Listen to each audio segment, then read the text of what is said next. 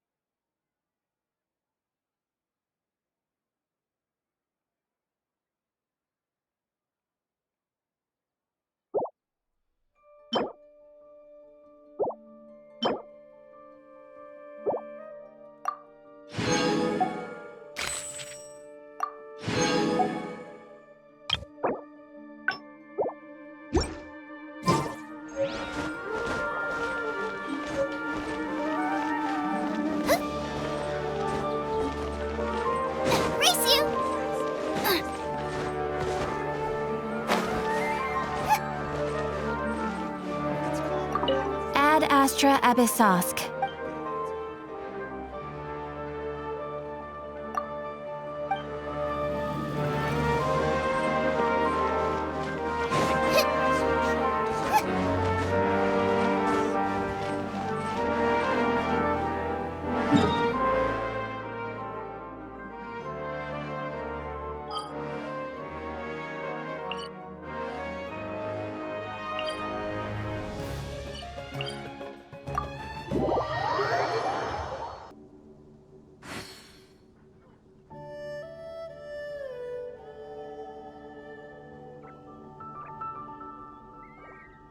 I can't decide whether pyro slimes taste better with salt and pepper or garlic and herbs.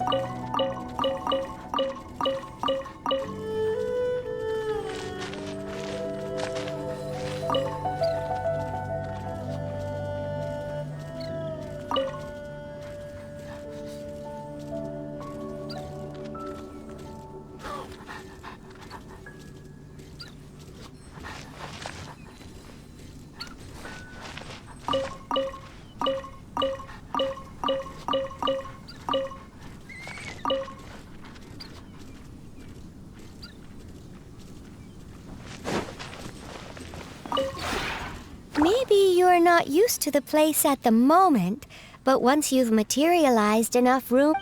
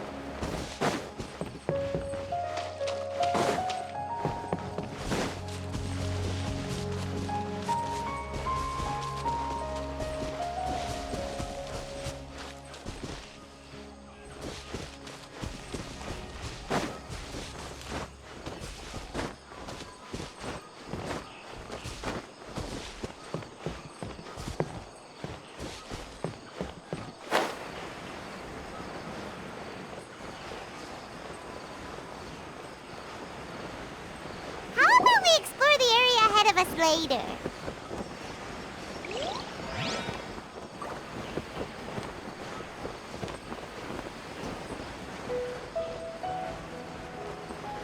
How about we explore the area ahead of us later?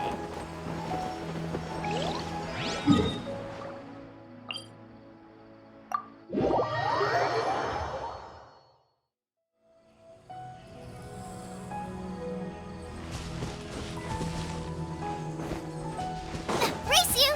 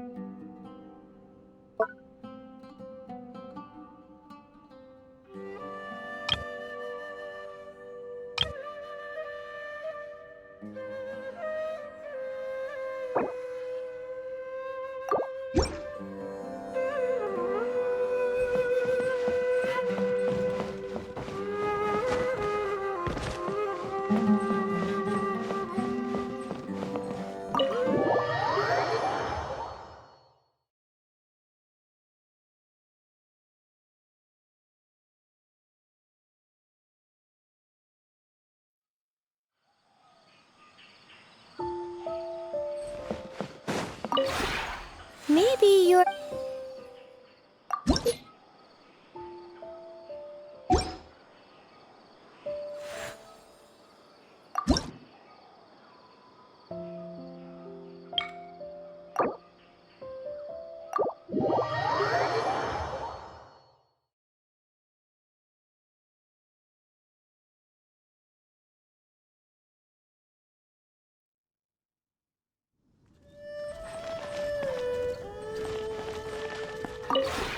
Maybe you... If you ever have any...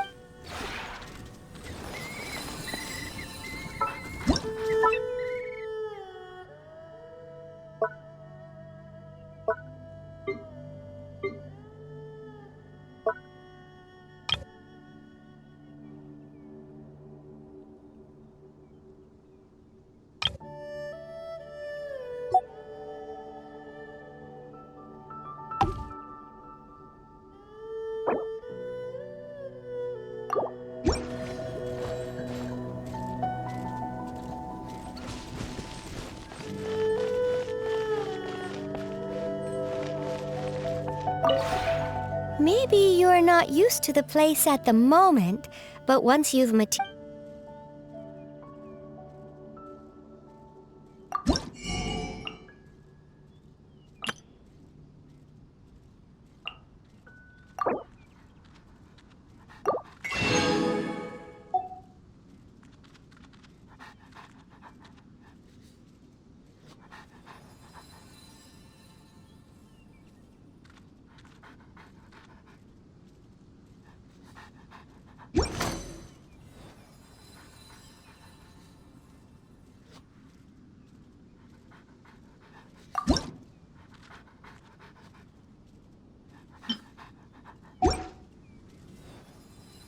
If you ever have...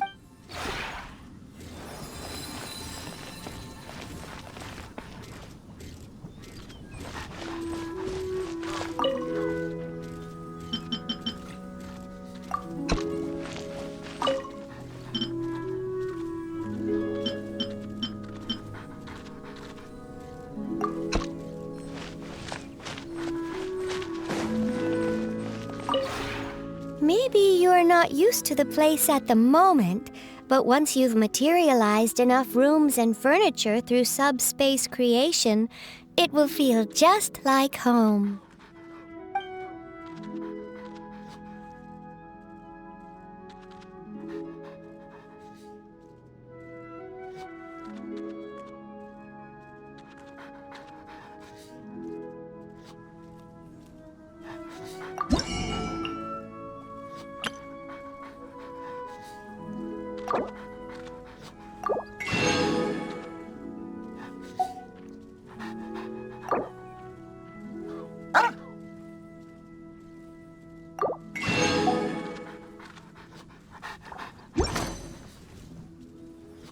If you ever...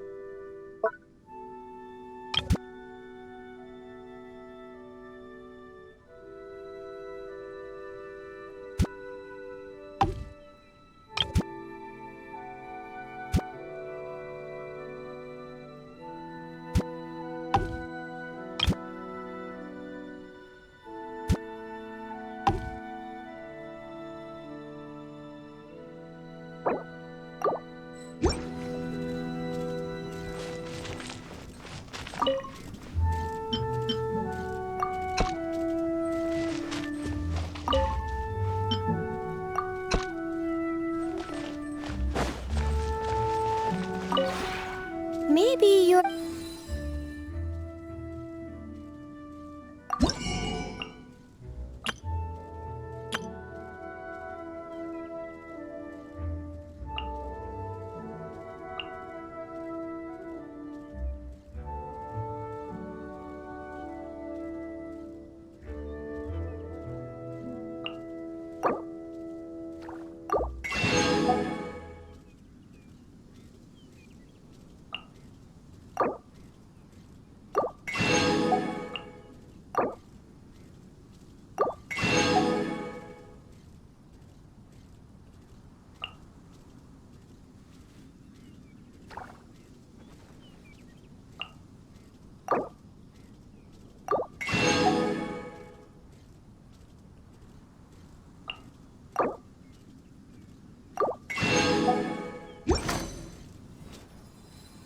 If you ever have...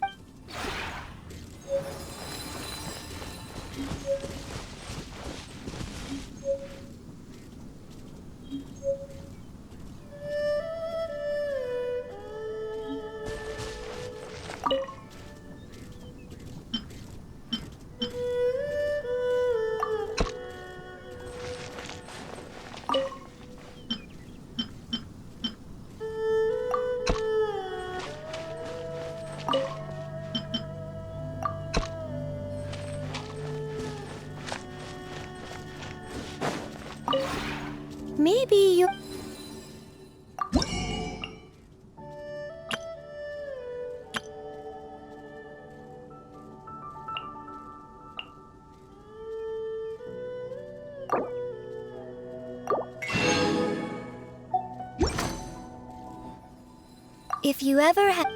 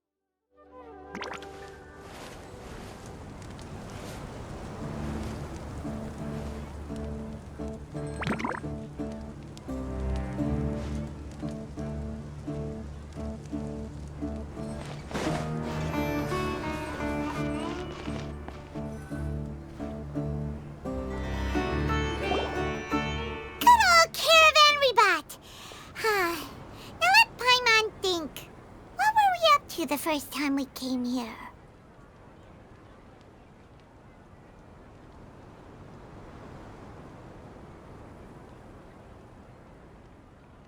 Oh, Paimon remembers! Nahita's consciousness had been trapped by the doctor, but we followed the clues she left behind to help her.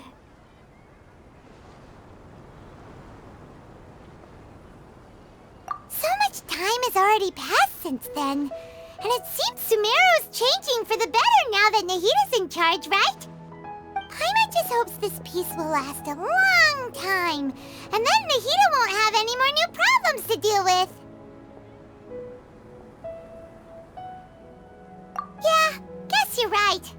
We somehow always find ourselves right in the thick of it. Who knows what will happen next?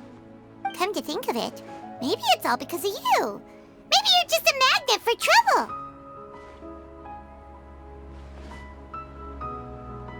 Huh? Me? Before Paimon ran into you, Paimon never ran into any trouble. At most, when she was super tired, Paimon got caught in some strange whirlpool and sucked out into sea. And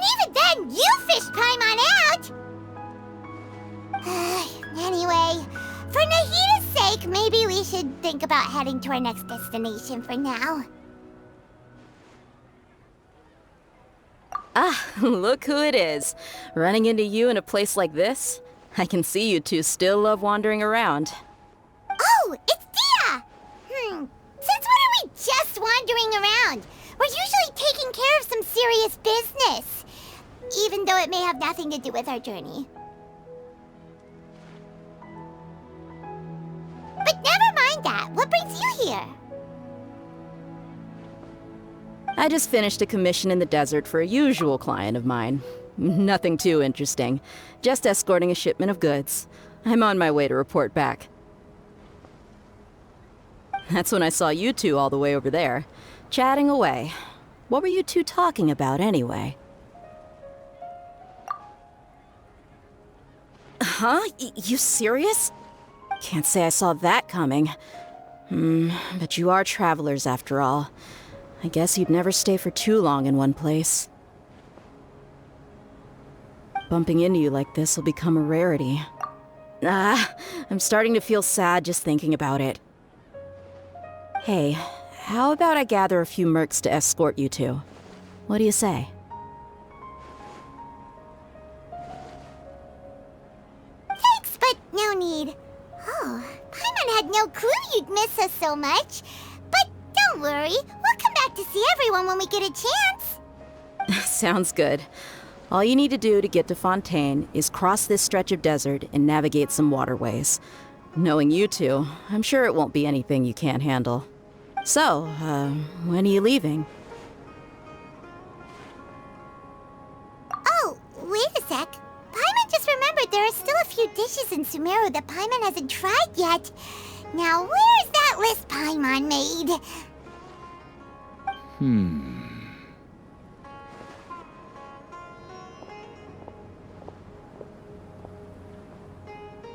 I see.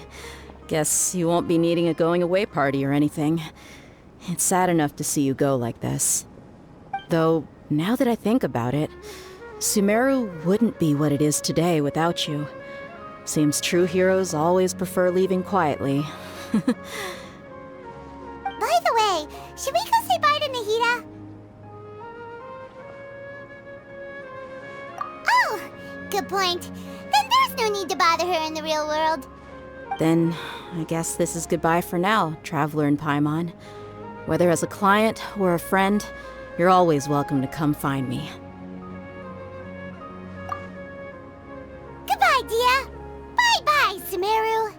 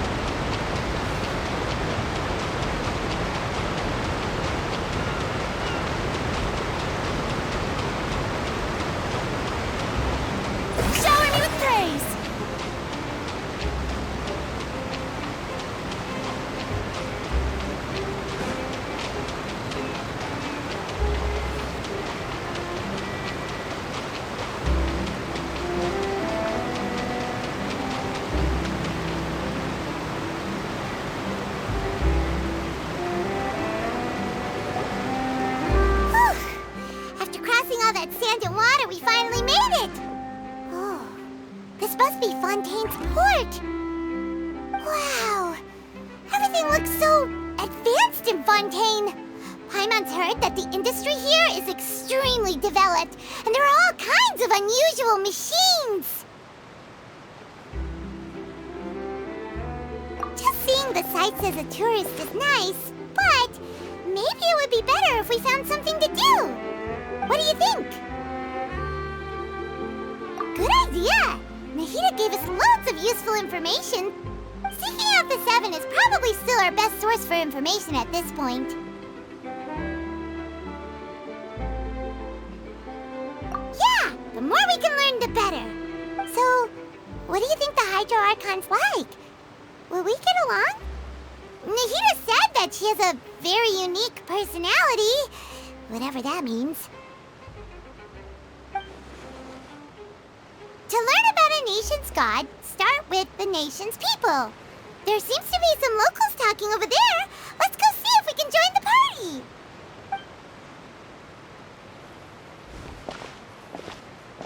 party. If you ask me, it's a tragedy how things ended for him. Clearly, he was a pretty decent person. Yeah, I didn't expect that kind of ending for him. I thought he would at least fight on a little longer for his family. I was expecting a sudden plot twist, but it's a pity that it never happened. Still, his story is quite the tearjerker.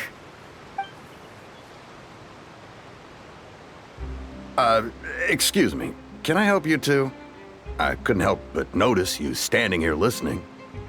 Hi.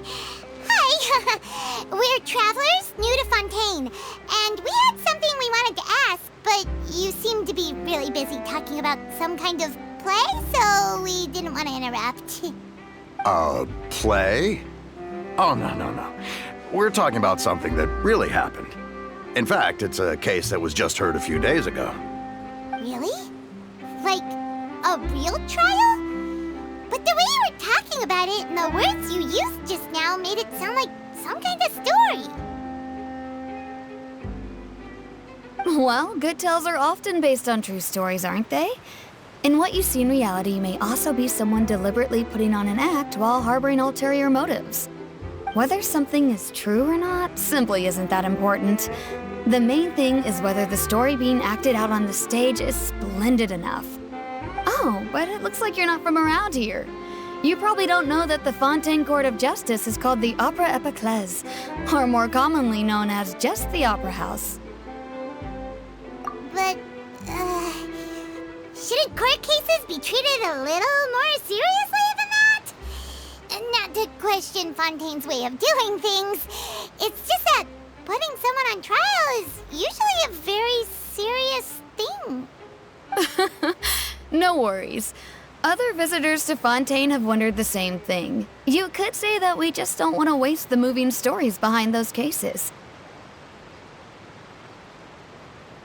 And as for your worries about whether the cases are treated with due reverence, we have the absolutely just and honorable Chief Justice Neuvillette, as well as the Oratrice Mécanique d'Analyse Cardinal, a machine created by the Archon.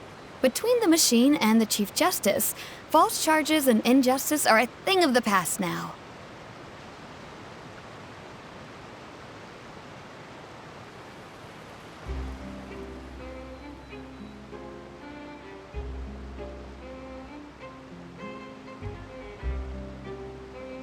Oratrice? Is it some kind of machine, too? Oh, Paimon's curious. We should check it out if we get the chance. Wait, Paimon almost forgot to ask you our question. Do you know what we should do if we want to meet the Hydro Archon? Oh, that's easy. Just go to the Opera House. Lady Farina practically lives there. You could definitely say it's her biggest passion.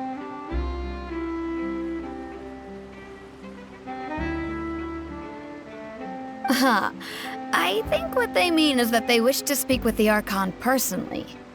In that case, I'm afraid it's going to be a tad more difficult. You'll have to make an appointment well in advance, and it'll depend on whether or not she has any time slots available. Huh. Is the Hydro Archon super busy taking care of official stuff? Wait, didn't you say that she's always at the Opera House? No. Lady Farina seldom takes an interest with the nation's affairs. The reason it's difficult to make an appointment is simply because she's incredibly popular. That's right. After all, she is the Archon. Though she may tend to get a little dramatic from time to time, people can't get enough of her. Huh. First time Paimon's ever heard of an Archon being described that way before. Wait! Paimon gets now! The Hydro Archon is kinda like a big celebrity here, right? Yeah, I suppose you could say that. Perhaps you could even say our mascot. Hang on. This is still Fontaine's Archon you're talking about. You should show some more respect. Yes, you're right. I guess I should at least try to be a little more respectful in front of visitors. Otherwise, I might get arrested and find myself face to face with Monsieur Neuvillette. Come on. Sure, there's a lot of laws here, but nobody's going to be arrested for saying something disrespectful about the Hydro Archon. Alright, I think we get it. Thank you! At least we now know that we can find the Hydro Archon at the Opera House. But who knows how long making an appointment will take? Guess we could have a look around the city in the meantime. Hey! What are you looking over there for?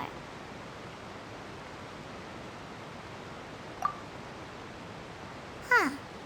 Maybe something's the matter. She isn't going to jump into the water, is she? Maybe we better go check on her.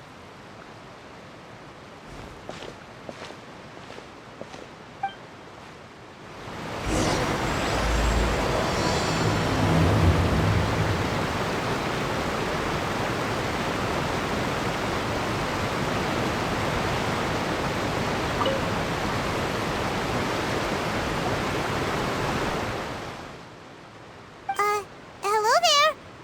Excuse me. Are you alright? Huh? I'm fine. Thanks. Oh, okay then. We just noticed that you seem to be worried about something.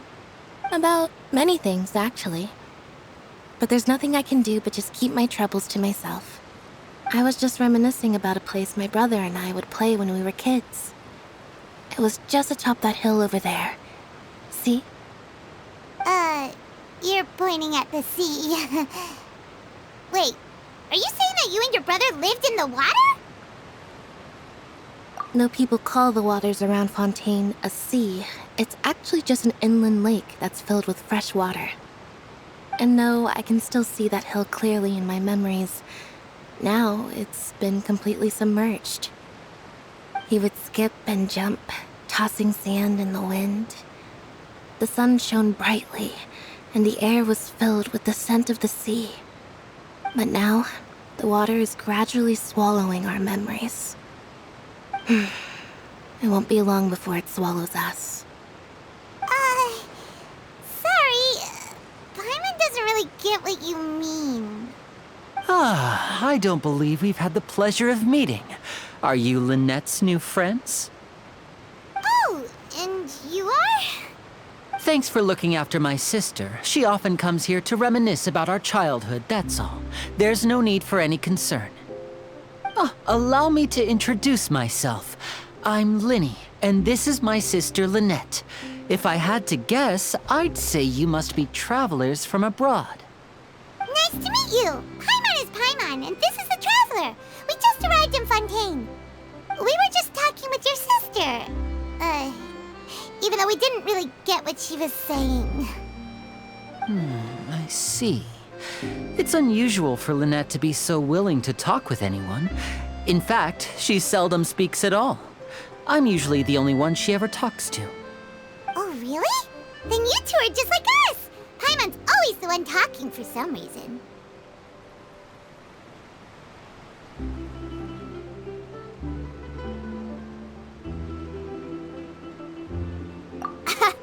So that's how you think it is? I also think my brother can be too talkative at times. Seems you were right, Paimon. We are quite similar. So, what did Lynette mean just just now when she said that the water is engulfing your memories, and that it won't be long before it engulfs you too. Oh, that. It's from a prophecy that's been circulating in Fontaine for some time now. Well, I suppose prophecy isn't exactly the right word, because that implies a certain amount of uncertainty. There's no doubt about what's happening in Fontaine now. Where to begin?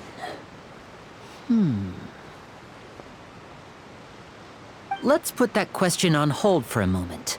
We still haven't formally greeted each other yet, have we? Did all the introductions earlier not count? Hello, traveler.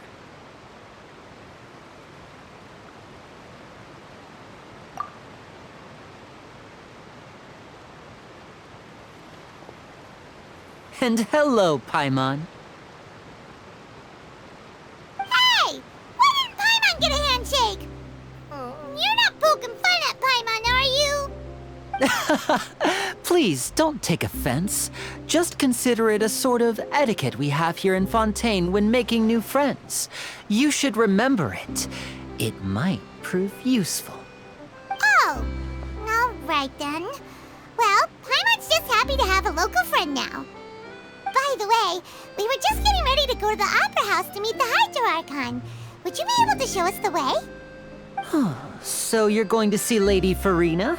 No problem at all. In fact, I was planning to go to the Opera House later myself. I'll gladly take you once I finish things here. Please, follow me.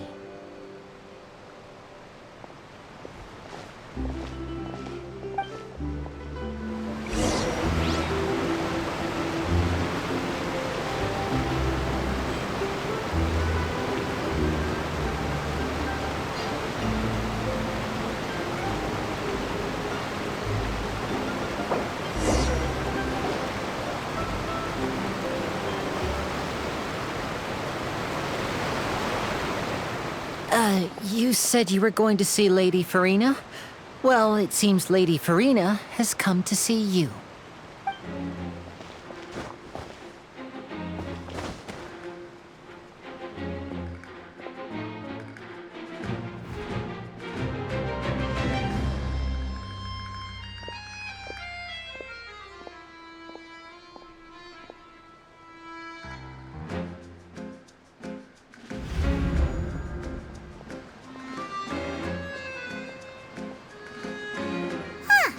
So, she's the Hydro Archon? But how did she know we were looking for her? My dear people, rich and poor, those with cup in hand and those with nothing at all, raise your glasses in celebration! If you don't have one, then just raise your hand in lieu.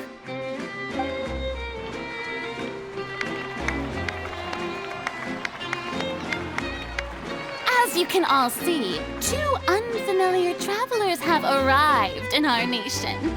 Come, let us make a toast in honor of this traveler and her companion who have journeyed here from distant lands.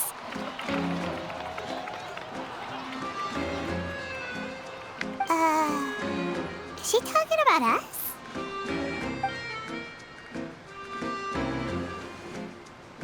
I've long heard of the turmoil and chaos you've left in your wake as you visited other nations, but I welcome you nevertheless. No, I have come to receive you personally.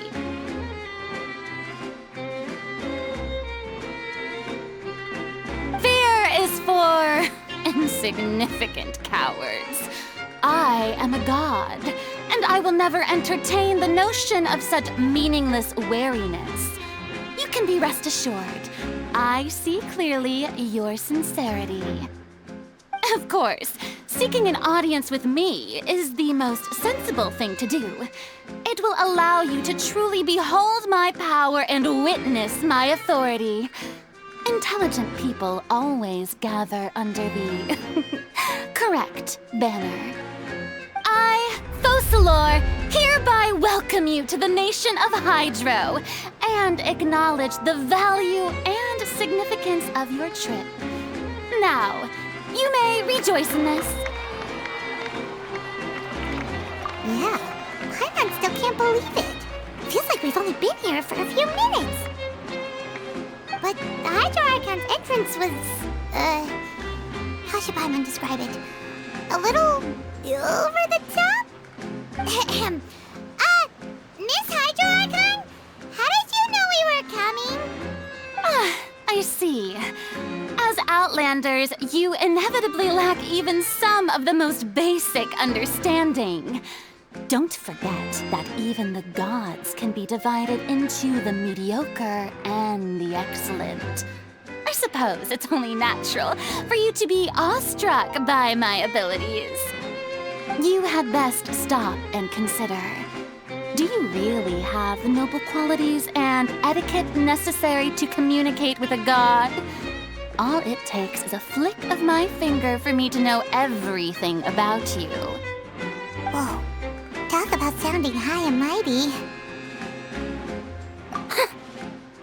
Oh? What's with these looks? Perhaps the welcoming ceremony still isn't enough?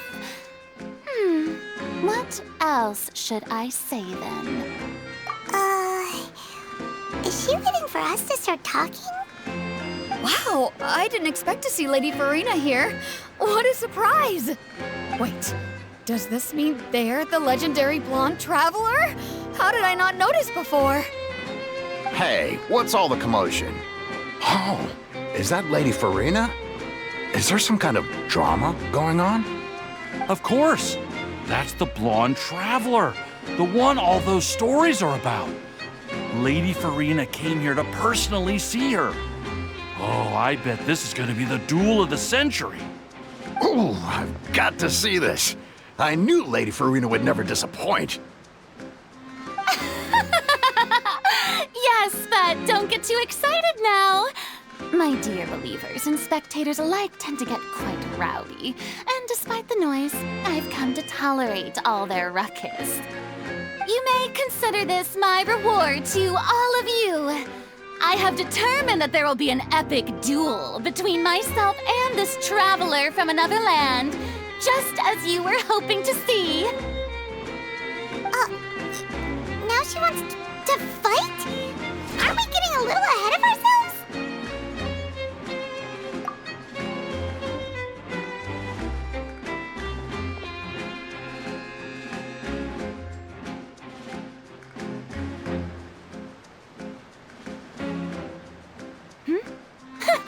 Are you not afraid? Might I remind you that this is a duel against the divine? What are you trying to do, traveler? Provoking a god in front of her people? Stand down, Clorend. I admire her bravery. Few have the courage to draw their sword against a god. She is obviously a true warrior. Unfortunately, people nowadays only crave to be thrilled, and a mere duel will not slake their thirst for excitement. Huh. Yeah, she's right. Just a duel wouldn't be all that interesting. On Araneus, criminals are always requesting duels to defend their honor. I'm getting a bit old, to tell the truth. You see. Then, as the god of justice, I shall face this traveler in another kind of duel. A duel in court! Whoa, all right! Now that'll be worth seeing! Right. This is Fontaine, after all. Such a grand opera house, it would be a pity not to use it. Why do you care so much about the crowd's reactions? Seems you've spent a little too much time in the opera house. Besides, how exactly do you plan to have a duel in court? You mean you're going to put us on trial? Oh, we have reason to put you on trial. It's obvious, isn't it?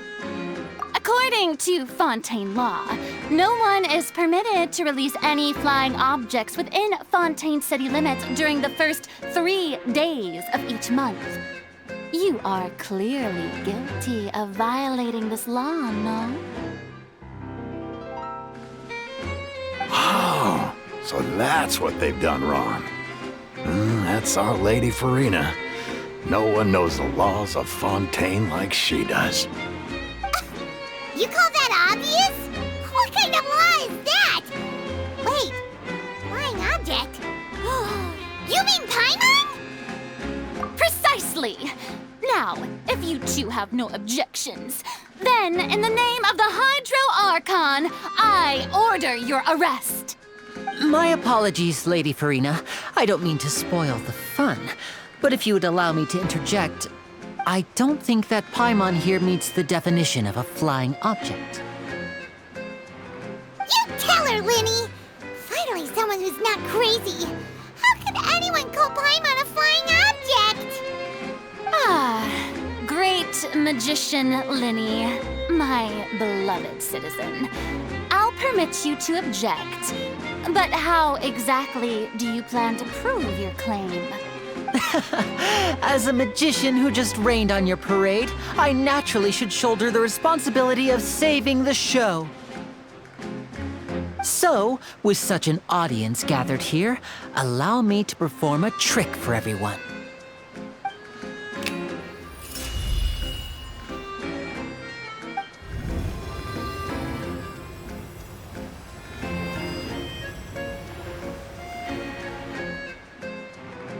Ta-da! What's that on Paimon's back? Hey, when did Linny do that?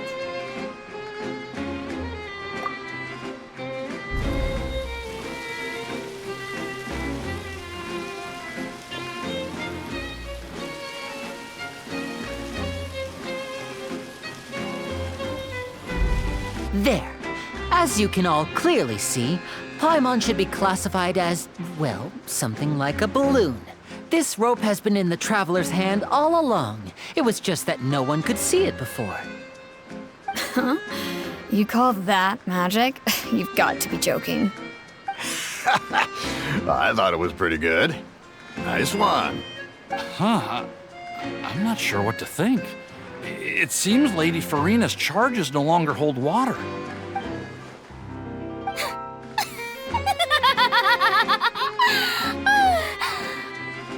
Amusing. Very amusing, Linny. Just the sort of unexpected twist that I enjoy. With you here, today's performance can finally be called Performance? You see all this as a performance? in which case, consider the matter of your trial resolved. The god of justice will not bring charges against an innocent person.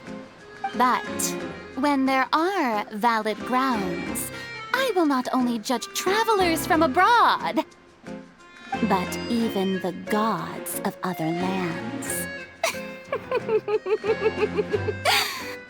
I look forward to seeing your upcoming performance at the Opera House, Mr. Linny and Miss Lynette. That's enough for now. Toodaloo!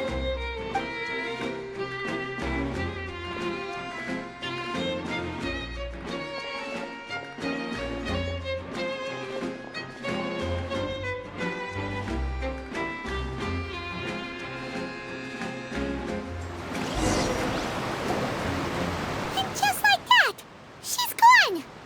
Well, that's the most unpredictable Archon Paimon's ever seen. You never even had a chance to ask her anything. But that's a problem for future Paimon. That whole scene just now was really...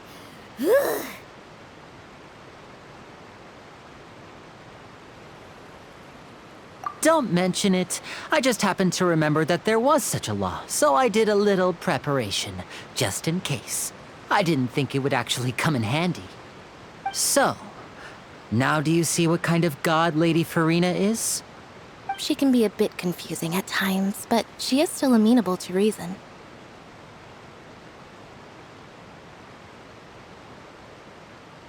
Anyway, Paimon had no idea you were a magician, Linny. It sounded like you'll be performing at the Opera House, right? I just know a few simple tricks I use to make a living. Lynette is my assistant.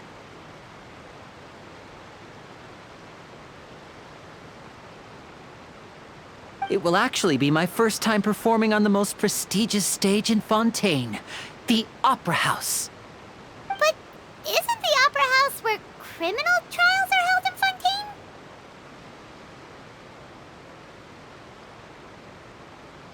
When there are no public trials being held, the Opera House hosts a variety of other performances. To the people of Fontaine, the line between a trial and a performance can be a little blurred. And speaking of performances, I would be remiss to forego this opportunity gifted by fate. Might I invite the two of you to see my performance? My brother's always excited to make new friends. Oh, sure. We don't really have anything to do now, and we wanted to go to the Opera House anyway. Splendid. In that case, why don't we go together? I'll show you the way. I just have something to take care of first. Oh, you really mean it? Then I'll take you up on your offer. This is a magical item known as a magic pocket. Perhaps you can help me distribute them to the people here. Huh? What are they going to use it for? About that... You asked me before about the prophecy, right? Let me start by telling you a little more about what it entails. I'm not sure exactly when it began, but a prophecy has been circulating around Fontaine. It says that every person in Fontaine is born with sin. No matter how the nation of justice holds trial after trial, this sin cannot be absolved. Until one day, the water levels in Fontaine will rise, and the sinful people will slowly be drowned. In the end, the people will all be dissolved into the waters, and only the Hydro Archon will remain, weeping on her throne. Only then will the sins of the people of Fontaine be washed away. That sounds pretty gloomy. Why are people in Fontaine born with sin? What is that supposed to mean? There are lots of guesses. Some say that the ancestors of Fontaine stole the power of the seas and stirred its wrath. Others say that the people of Fontaine never heeded the first Hydro Archon's warnings and offended Celestia. But here in Fontaine, evidence is what matters. There hasn't been concrete evidence for any of these claims, so they can only be regarded as conjecture. If even the people in Fontaine don't know what sin they committed, wouldn't it be better just to ignore the prophecy completely? Why bother feeling guilty all the time? That's exactly what the people did at first. But in the last few years, the water levels in Fontaine have actually started rising.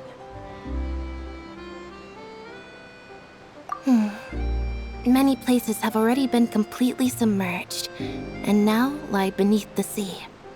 Many people carry on with their lives as before and shrug it off as a natural phenomenon. But my family and I think that the people of Fontaine shouldn't ignore the possibility, which would end up sentencing them to death. We hope that at least the people who reside near the waterfront can move away before it's too late. So, we've started distributing magic pockets to them. As a magical item, these magic pockets have astonishing capacity. I'm sure they will come in handy when people are moving their belongings. Oh, Paimon gets it! It's like preparing for a rainy day! But this is more than a bit of rain. Perhaps only absolute power could ever contend with such a catastrophe. But who knows? We're just tiny specks in the grand scheme of things. Now, if you'd like to help, then please give these magic pockets to anyone nearby. Be sure to convince them to take it, regardless of what they say.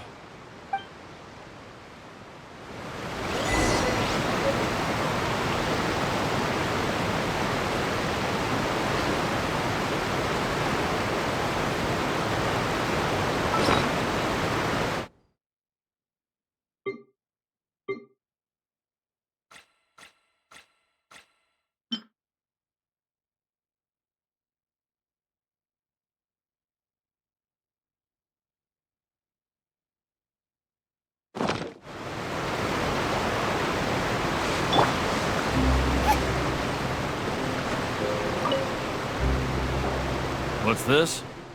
So you also believe in the prophecy. Keep it. I won't have any use for it. What? You mean you don't believe in the prophecy? No, I believe in the prophecy. But I also believe in another story. The story says that people once lived in the ocean. They were one with the ocean and couldn't live apart from it. But as time wore on, people desired to live on land and developed blood vessels, encapsulating the sea within their bodies. Thus could people set foot on land. So, if you ask me, when the water rises and takes us all, it'll be like we're going home. Oh, we hadn't heard that one before. But people can't live underwater. They'll die. You should probably still take it. All right, I'll take it. I guess I just feel that being dissolved into the water doesn't necessarily mean death.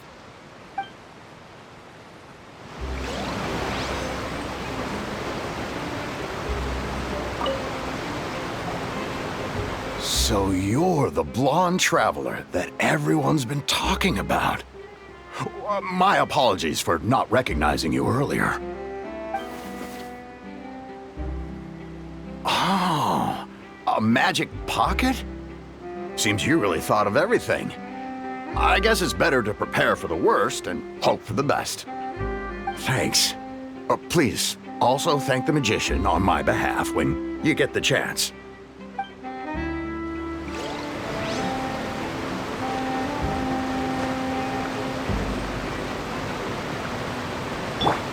Strike a pose!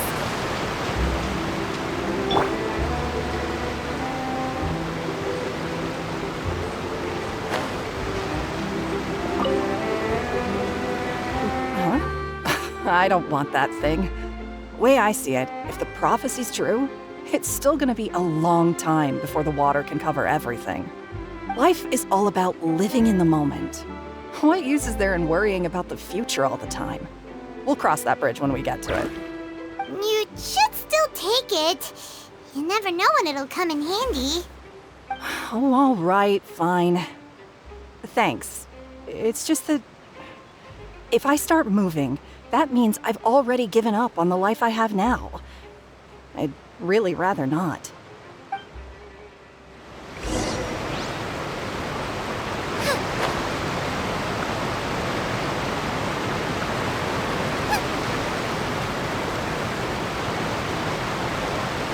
Oh, you already handed out all of the magic pockets?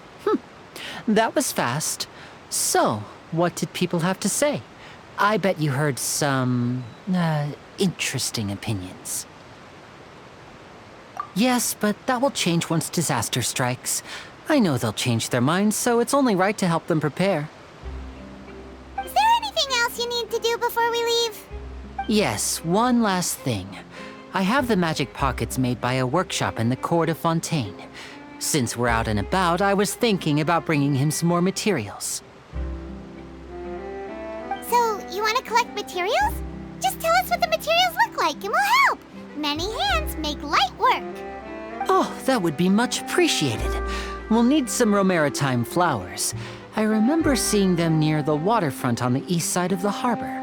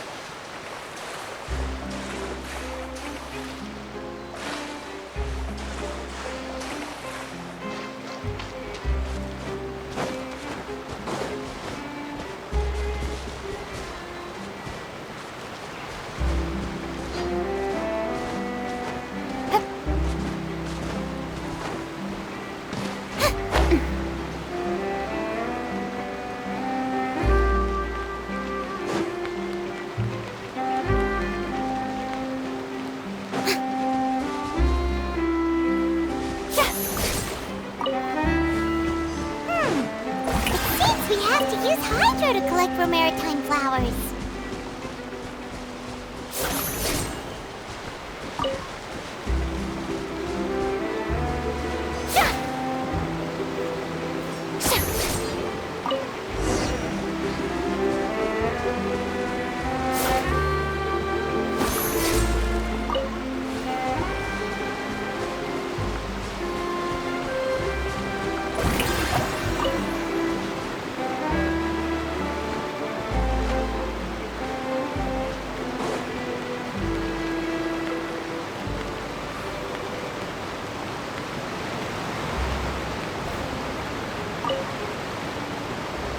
You made quick work of that. I can tell you're an experienced traveler.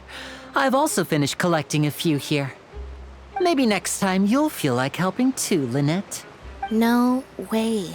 I'm in power-saving mode today. Otherwise, I fear I may not have any energy left for the performance at the Opera House. Fine. Though the performance is still a long way off.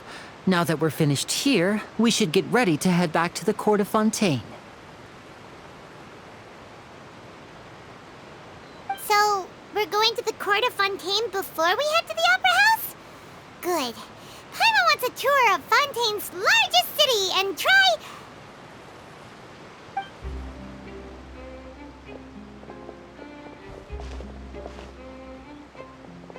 Wait, shh.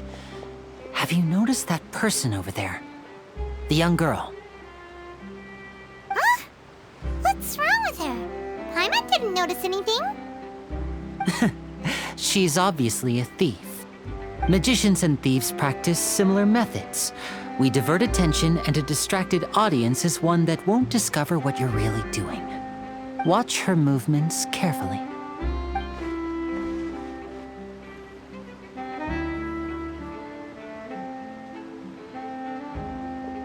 Oh, he's right! Shh, keep your voice down. We need to think of a way to catch her, but it seems she's very alert. Perhaps we should split up. You two can ride the lift over there and wait up top. I bet that'll be her escape route if she tries to run. All right, let's go.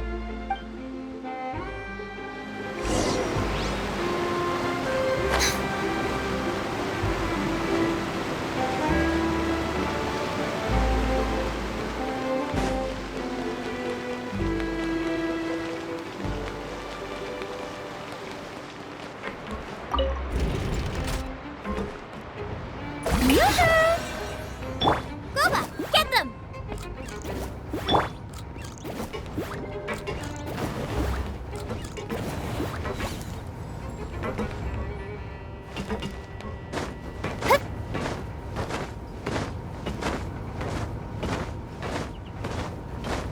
Yep.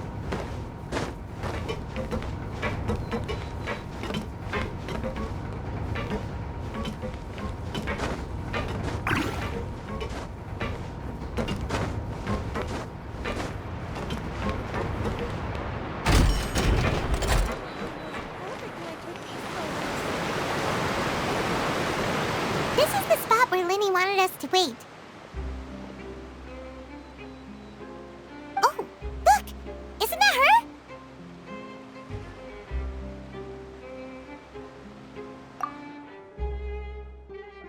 Oh no! Did she notice us? She started running the other direction! What should we do? Should we chase her?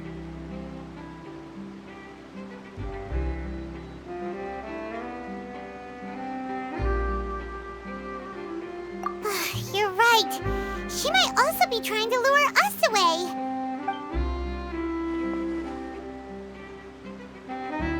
Nothing's happened for a while now. Paimon wonders if Linny caught the thief. Yeah, let's go.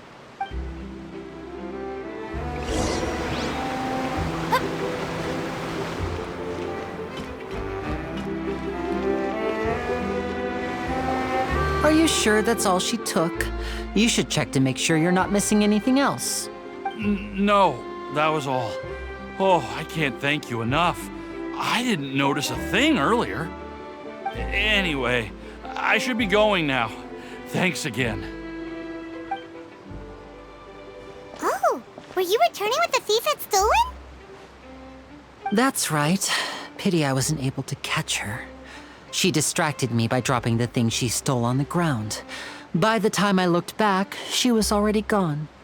I saw the general direction she went, but Lenny twisted his ankle, and I needed to make sure he was okay. Oh, did you get hurt, Lenny? I'll be all right. It's just a twisted ankle, that's all. In fact, it's feeling better already.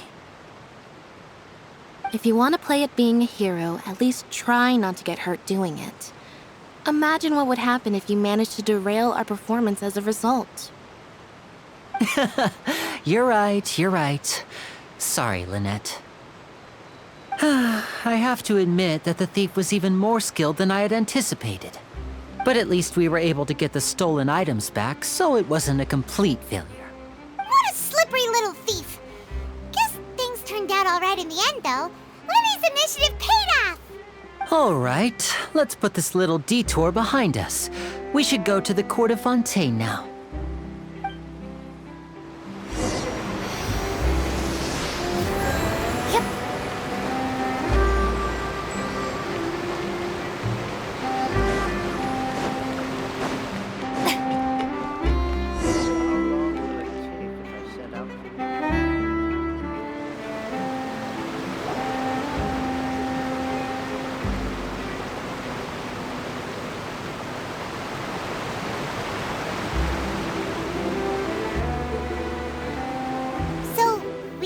This thing to go into the city?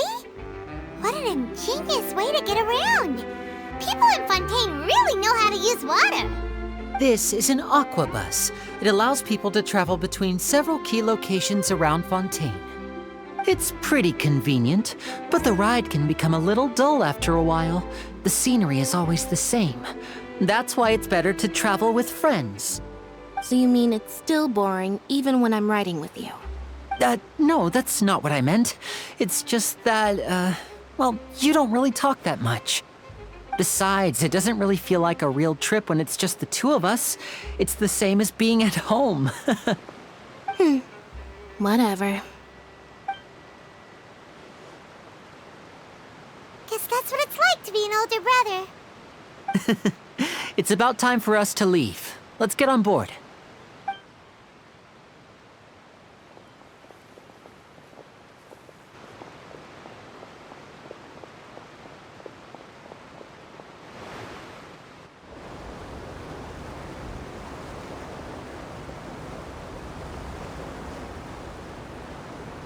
Oh, excuse me!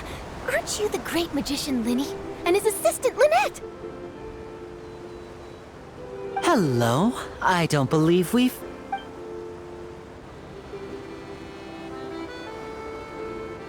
I'm Charlotte, a reporter for the Steambird.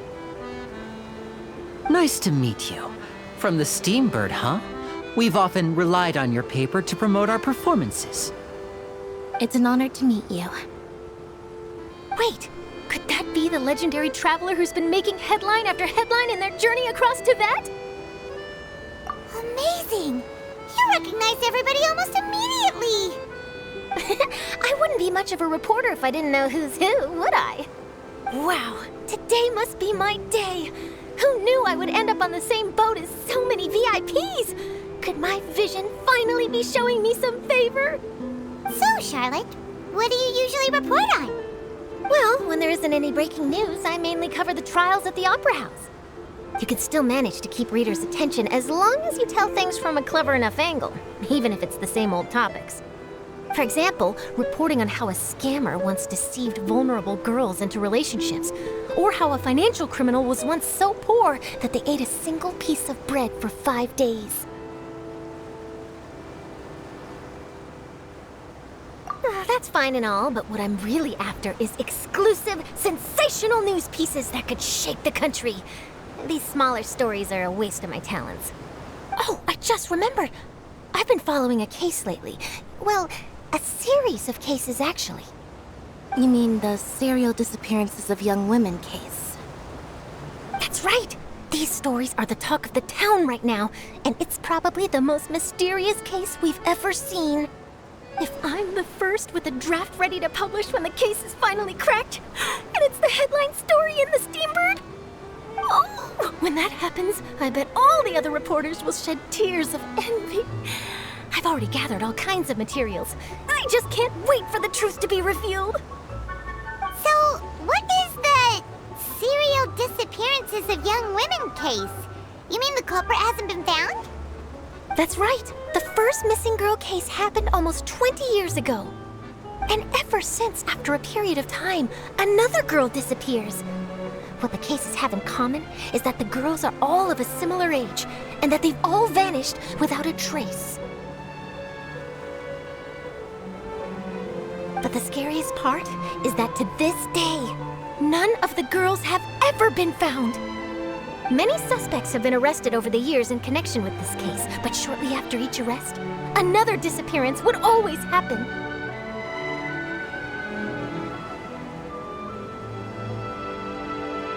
Yes, it's possible.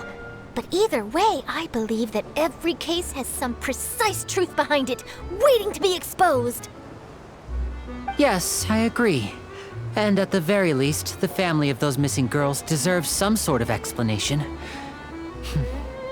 I just imagined for a second what I would do if Lynette were to suddenly disappear. I'd pay any price to get her back, and then find a way to track down the culprit. Please don't imagine that, Lenny.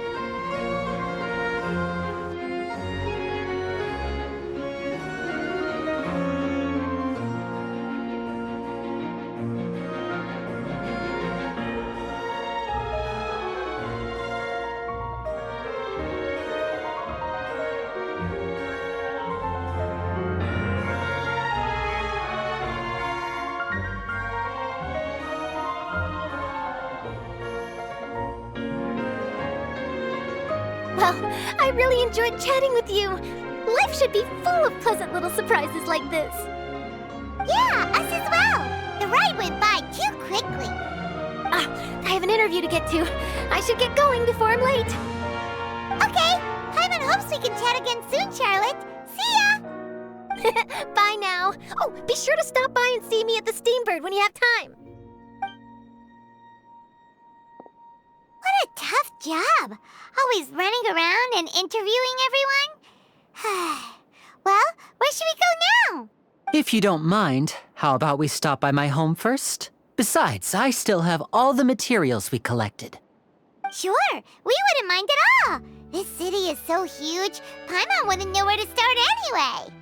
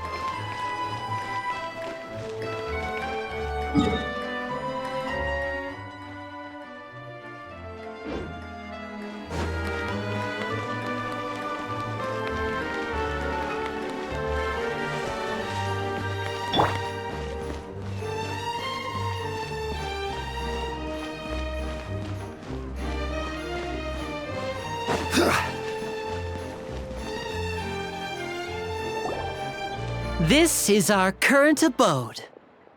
Ah, Fremine, you're home. Where did everyone else go? I have some new friends that I would like to introduce.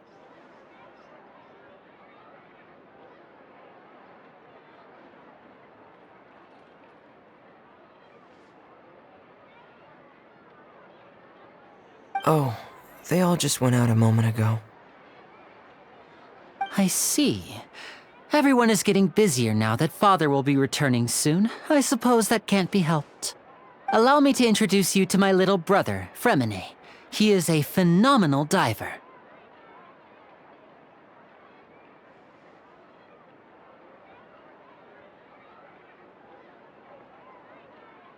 Hello. Nice to meet you! Paimon is Paimon, and this is the Traveler! Oh, you sound very proud to have a diver as a brother, Linny. Linny, could you come here for a moment? What is it, Fremine? Do you have something to tell me?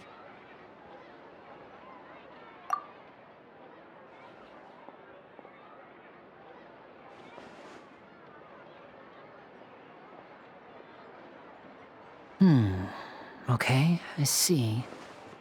Is everything all right? Oh, it's nothing. We were just discussing a little housework. Sorry for the interruption. Oh, before I forget, the Traveler and I collected more materials to make magic pockets. Were you able to get any, Fremine? Yes, I went diving and gathered lots of materials. I was about to give them to you. That's our Fremine, always quick with the underwater work. All right, I'll take these to the workshop.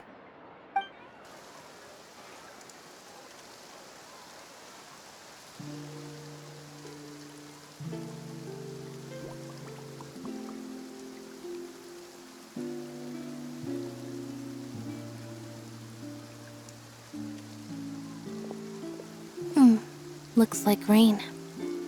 Oh, you're right. But wasn't it clear and sunny just a moment ago? Fontaine's weather sure is weird. I'm afraid that's just how it is here. It often rains on days where there are trials being held in the Opera House, but don't worry, it'll clear up soon enough. What's wrong, Fremine? There's a legend about the rain that I tend to believe. It's said that a dragon of water once resided in Fontaine. Though we don't know where the dragon went, every time it weeps, the skies will cloud up and pour out rain. When I was a child, my mother told me that if I wanted to go outside and play, I should yell toward the sky at the top of my lungs. Hydro Dragon! Hydro Dragon! Don't cry!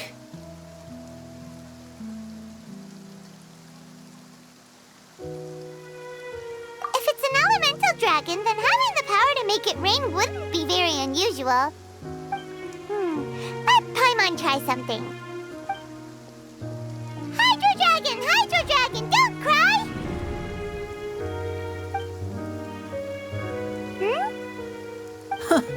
Doesn't seem to be of any use.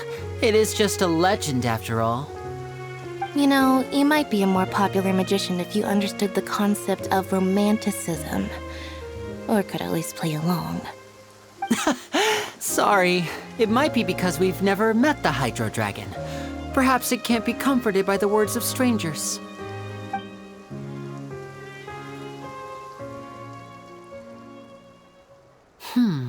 It rained for longer than I suspected.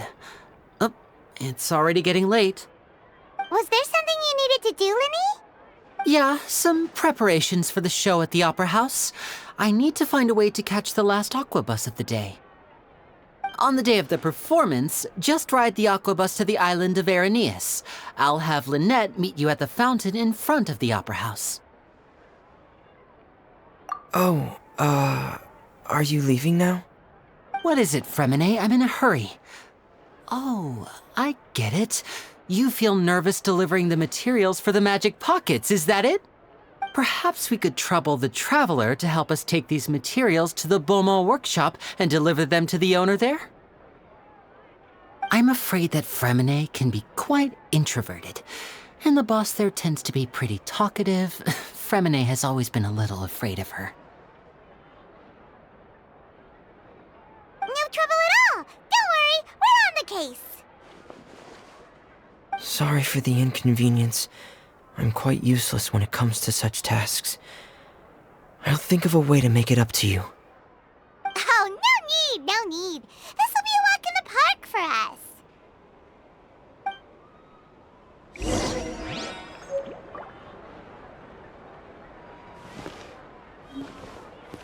Thanks again, you two.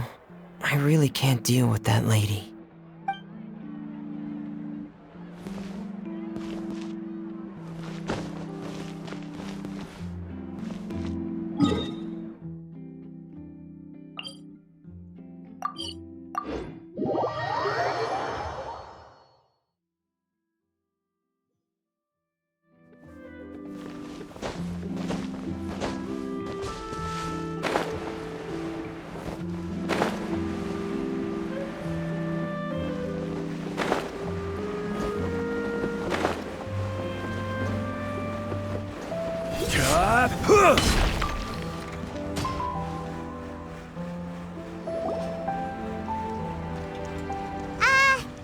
Hello? Is there anyone here? Oh, hello there. New customers? Looking to buy, or do you need something made? Or perhaps you're just looking for a chat with me. Oh no, we're just here to deliver some materials. Here they are. They're for making... what were they called again? Ah, these must be for magic pockets. I could tell right away. I've already made several orders worth now. No need. They've already prepaid several batches worth. When they told me what they'd be using them for, I even offered them a discount. But they insisted on paying the full amount, saying that I had a business to run. It seems both their hearts and their pockets are made of gold. Whoa. So, is Linny actually loaded? I can't say for sure, but who knows? Maybe there's good money to be made being a magician in Fontaine. Hey! Is this machine what you use to make stuff here? It looks really advanced. Why use your hands when a machine can do the work? It would be a waste not to use the latest technology, and wasting is a kind of crime. But where does a big machine like that get its power from? Well, it's a little complicated. I'm not sure I can put it in layman's terms for you. But basically, everything we usually use here in the city is powered by indemnitium. It's a type of energy that's produced from trials. Huh? How can trials produce energy? Well, I'm not completely sure of all the details myself, but basically, when a trial is in session, the Oratrice Mécanique d'Analyse Cardinale harvests people's belief in justice and converts it into energy to be used all around Fontaine.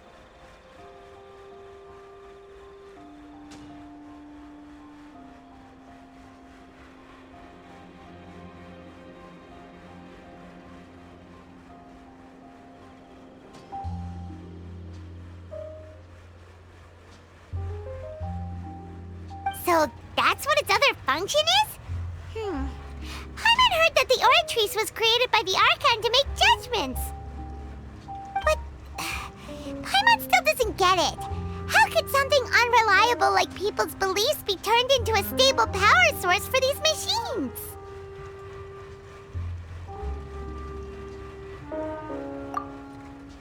Oh, yeah!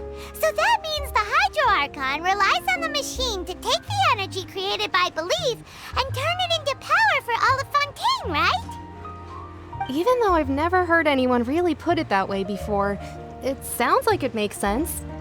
Besides indemnitium, we have another type of energy called pneumosia. It isn't produced by the power of the Archon, but it is unstable by nature. Even now, it still cannot be widely used by civilians.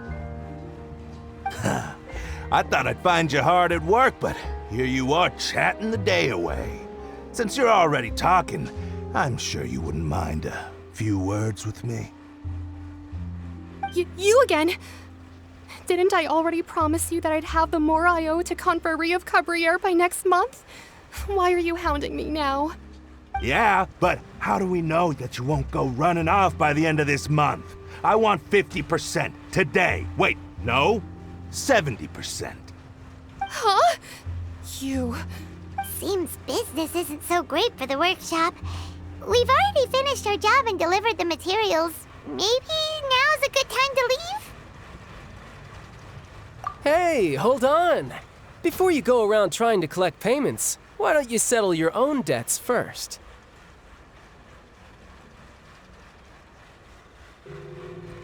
If Confrérie of Cabriere wants to poach clients from Northland Bank, that's fine. But I'm afraid you still owe the bank a hefty sum of mora.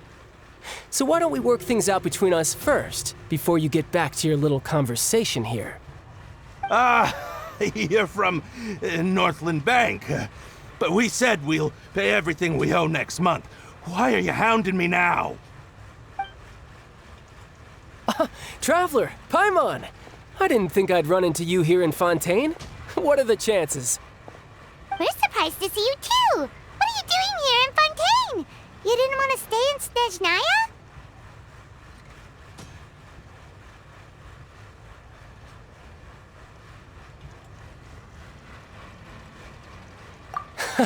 Long story short, I've already been in Fontaine for some time now, and honestly, things have been pretty boring. But it seems that fate brought our paths together today. Not only will I have some good friends here now, but ones who always seem to find trouble. Either way you look at it, it seems things are going to get a lot more interesting now.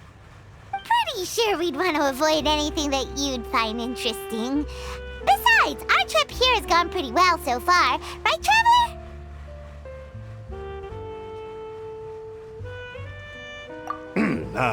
Hey, you, Northland Bank boy.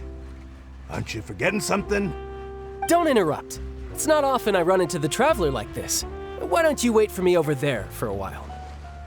You kidding? Aren't you the one looking for us? You really expect us to sit and twiddle our thumbs while you catch up with your friends? Listen to me, boy. If you want your mora, fine. Why don't you come and take it? Hey, I just said not to interrupt. Oh, by the way, Traveler, the last time I took Tonya and Tusser ice fishing, Tusser said, "Hey, that's way over the line!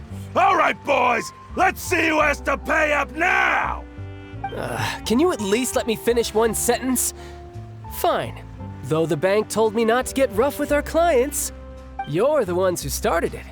This is an act of self-defense. You two will have to be my witnesses, okay? I'm sure this won't take long.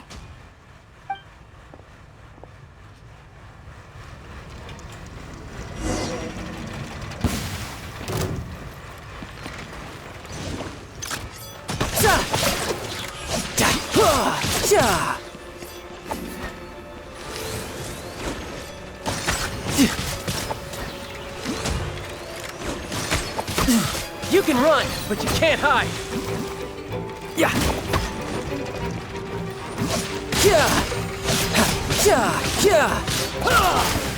Yeah.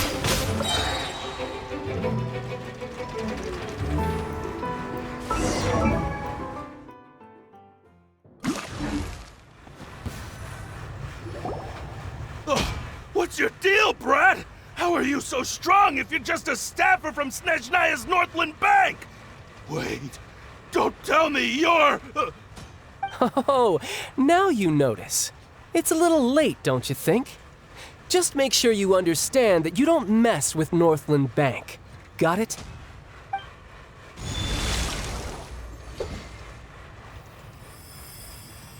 Huh? Now's my chance!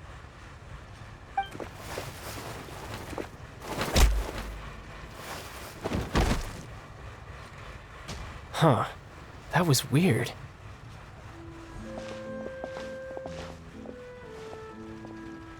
I'm not sure. It's as if I suddenly lost control of my hydro powers when I needed them. Maybe there's something wrong with my vision? Strange. happen? First time Paimon's ever heard of someone losing control of their vision. Never mind. It doesn't matter. If I want to stay sharp, I shouldn't be relying too much on my vision anyway. Besides, I always have my delusion in case I need it.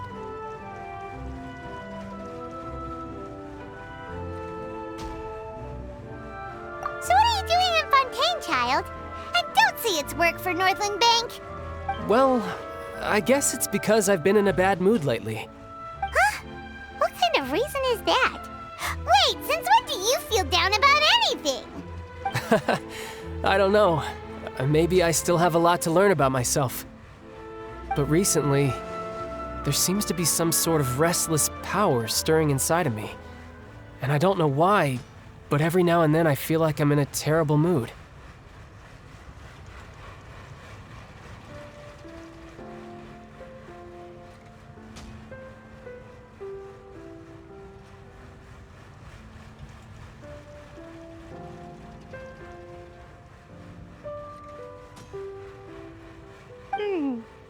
Maybe you losing control of your vision just now is connected with that power you're feeling inside. That is a possibility. I can't remember if I ever mentioned it before, but when I was 14, I fell into some unknown abyss. It was during that time I learned nearly all of my abilities. The one who took me under her wing and taught me was named Skirk. She was always quiet and very mysterious. Nobody knew where she came from or what she had been through, and she was always very strict when teaching me combat techniques. One time, I asked her why she was willing to take me on as an apprentice. From what I could make of her answer, it was because I had awakened it, and traces of it remained on me. She said that all my combat training would be useful in the future. But what is it? What did you awaken? She never explained that, but my guess is that it's related to a dream I saw when I had just fallen into that abyss. In my dream, I was in the deepest depths of the sea, and the boundless seabed was all around me. But in front of me appeared a whale that was so massive, I felt like I couldn't breathe. A whale? Oh, that sounds familiar! When we fought against you before, you summoned a huge whale that seemed to leap at us. Is that the one? That's just an abstract form of a whale that I create using my elemental powers. It takes that shape because the scene I dreamt of the whale has always been stuck in my mind. I'll never forget it. So you used the whale as inspiration for one of your moves? Huh. Seems a little twisted to Paimon. So why don't you just go ask your master? Maybe she knows the answer. You make it sound so easy. Ever since the incident I experienced there, I've never stopped searching for Master Skirk and that unknown abyss. But it's been years now, and I've still found nothing. There isn't even a trace of the place where I remember falling into the abyss. Oh, it sounds like some kind of ghost story. Yeah, I'm out of leads at this point, but there's nothing more I can do. It seems that strange encounters in this world tend to be elusive like that. Oh, seems the time really flies when I'm talking with you. I just remembered I have somewhere else I need to be, so I should get going. What? More work for the Northland Bank? No, it's more of a personal appointment. Lately, I've been sparring with some of Fontaine's official champion duelists whenever I'm feeling bored. Official champion duelists? You mean it's their job to duel? Yep, in Fontaine, before a criminal goes to court, they're given one chance to defend their honor by requesting a duel with an official champion duelist. The champion duelists are all powerful fighters selected from among the nation's best. And the duel itself is a no-holds-barred fight with no specified stopping point. So engaging in such a duel is regarded as a symbol of defending your honor. If a criminal manages to win the duel, they'll be acquitted. But if they lose, they'll have no choice but to stand trial. And the worst-case scenario is that you're simply killed in the duel. Though it's rumored that Fontaine has a death penalty, from what I can tell, no one has ever been officially sentenced to death. So really, the only people who opt to duel are those who have suffered a grave injustice in being accused, or those who greatly value their honor. Otherwise, why gamble with your life? So, do many people actually get out of their trials by winning the duel? Apparently, it's exceedingly rare for anyone to actually win. Fontaine probably enacted this system as a way to show that the nation respects the honor of its citizens. Besides, none of the champion duelists are to be trifled with, which is exactly why I was itching to face them as soon as I got to Fontaine. Apparently, the one I'm meeting today, Clorinde, is the strongest of the champion duelists. I had been asking her for some time before she finally agreed to face me today. Well, that's child for ya. Paimon feels like we heard that name somewhere before. Clorinde. Huh. Oh, before I forget, I want you to have this. Huh? Your vision? You're seriously just giving it away? I'm just worried that it could become uncontrollable again. I'd be pretty upset if it got in the way of my duel, so I think I'll be better off without it for now.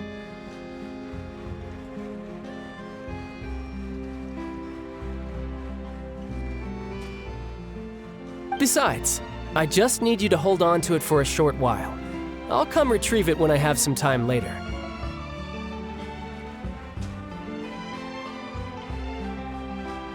Paimon knows what you're up to. You just want an excuse to come talk to us again, don't you? Whatever gave you that idea? I'll be in touch later. That sneaky guy. He said he's been feeling down lately, but he seemed the same as ever to Paimon. Well, seems we don't have much to do for now. We might as well walk around and see the city before Lenny's performance.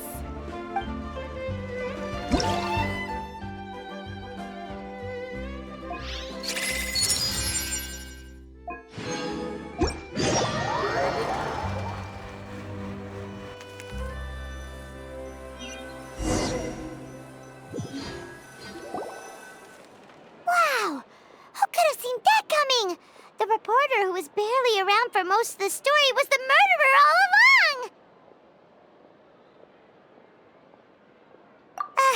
Sorry. Paimon was just surprised, that's all. Whew. Paimon never saw that twist coming. The murder mystery novels here are amazing!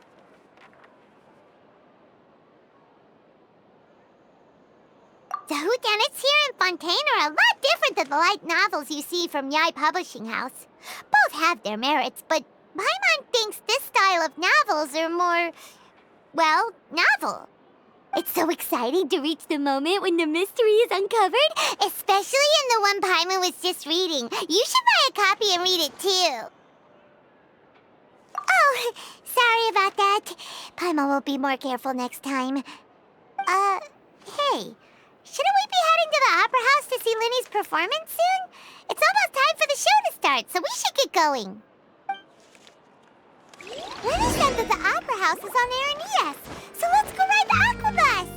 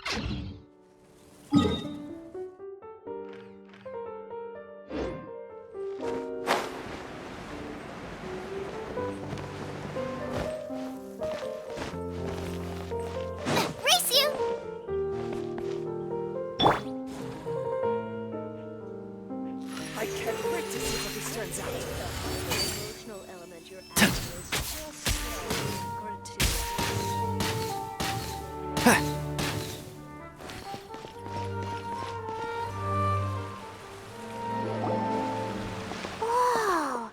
Now this is fancy! The Opera Epiclese. What a place to hold a performance!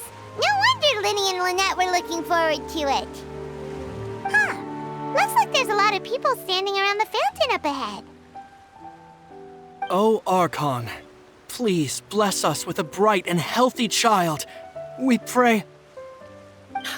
I don't know why you always feel the need to ask so much. I'll be happy as long as our child is healthy and lives a peaceful life.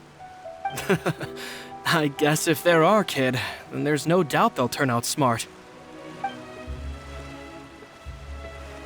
Maybe this is one of the customs in Fontaine. There sure are a lot of couples here. Vache.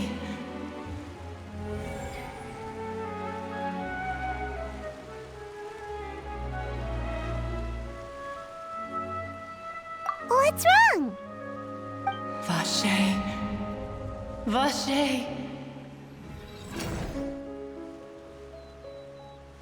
No, Paimon didn't say anything. Are you hearing things? Welcome to the Fountain of Lucine.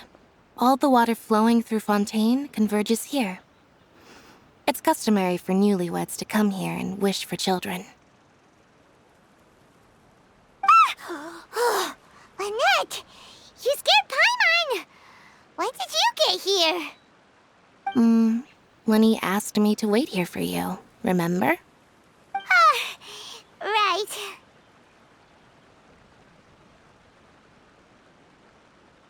What do you mean? There are a lot of people here right now. Hey, you're not trying to scare Paimon, are you? Besides, it's the middle of the day. It's not the time for eerie things. I see. I might be able to tell you something that could help explain the voice you heard. In fact, you might not be imagining things at all. I suspect that what you heard is a result of your hypersensitivity to the hydro element. Others in my family have had similar experiences. It's because of her sensitivity to the hydro element? But what would hearing a voice have to do with elemental power? When do you cry, Paimon? Wait, what? What does that have to do with anything? Just answer me. When do you cry?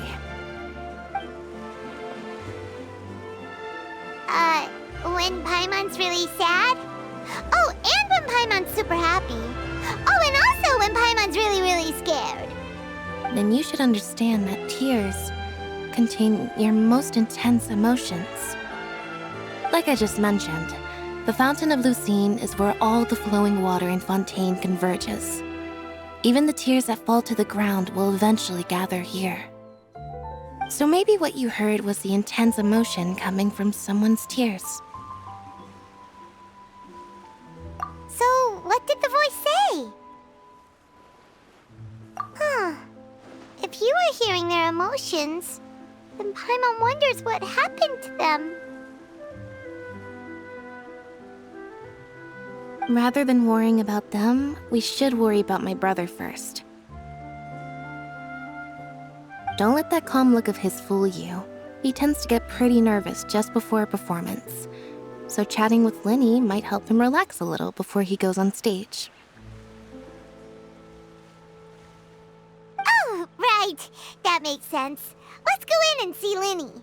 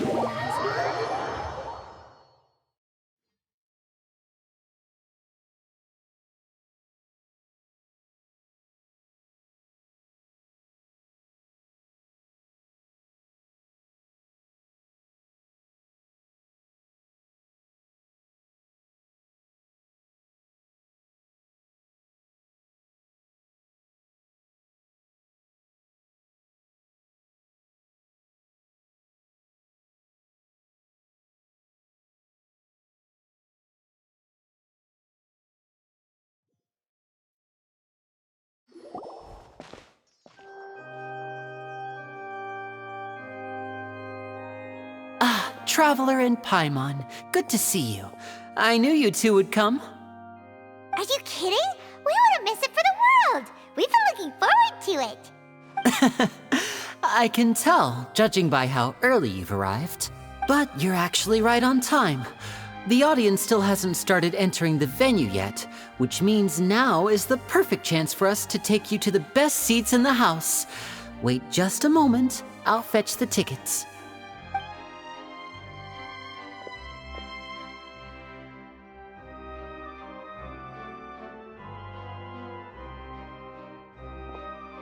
The Opera House has assigned seating, so you always have to make reservations. I've already reserved your seats, and here are your tickets.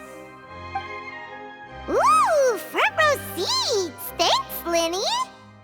Don't mention it. There's no need to keep thanking me. Hey, Lenny! Could you come over here and take a look at this? Oh, I'll be right there. Seems there's an issue with the stage props over there. That's Cal, my assistant, calling me. I'll go lend him a hand.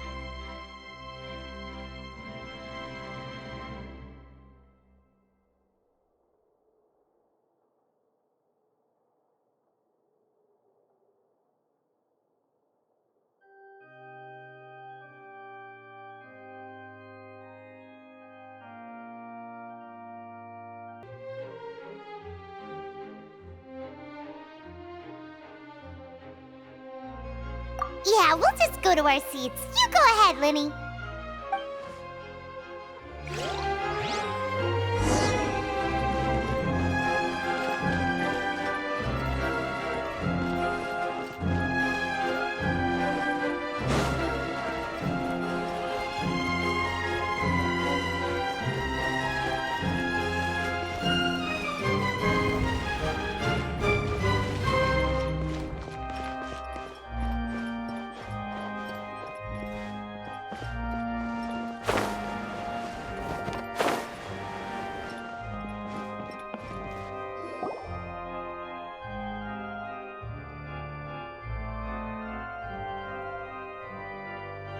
These should be our seats. Come on, let's sit down.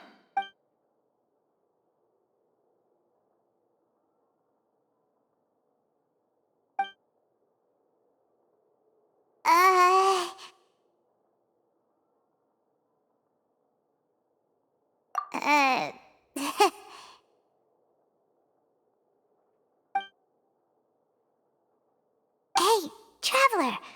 Maybe we should strike up a conversation with the person next to us. Since we're sitting together and the rest of the place is practically empty still, it's kinda awkward if we don't say anything. Oh, you little... Of course you put this on Paimon. Excuse me, I did not realize you felt awkward. I am terribly sorry. I would be perfectly happy to chat with you if that is what you would like. Oh, so you heard all of that, did ya? Boy, you sure have good ears. Paimon thought she was keeping her voice down. Wait, that's not it. Paimon's sorry. Paimon's the one who was being rude, talking under her breath like that. let's talk, but, what should we talk about? Oh, Paimon's got it. You're also here early and sitting in the front. Are you a friend of Linny's too? A friend, you say? Well, if Mr. Linney would like to be my friend, I would be more than happy to reciprocate. Oh, so you're not friends with Linny then? Oh, this is getting more awkward by the second. Paimon nearly forgot to make her introduction. Nice to meet you. Paimon is Paimon, and this is the Traveler. We just arrived in Fontaine. It is an honor to meet you two. I have heard of your deeds across Tevat. And as required by proper etiquette, I will also introduce myself. I am... Oh, Monsieur Nervillet. What an honor it is to have you here to see my show. Ah, Mr. Linney. I should say it is in fact an honor for me to see your performance in person. Wait, Nervillet? Could he be... I saw you all chatting just now, but it seems you still don't know who Monsieur Nervillet is. Allow me to introduce you to Fontaine's Chief Justice. That seat is always reserved for him.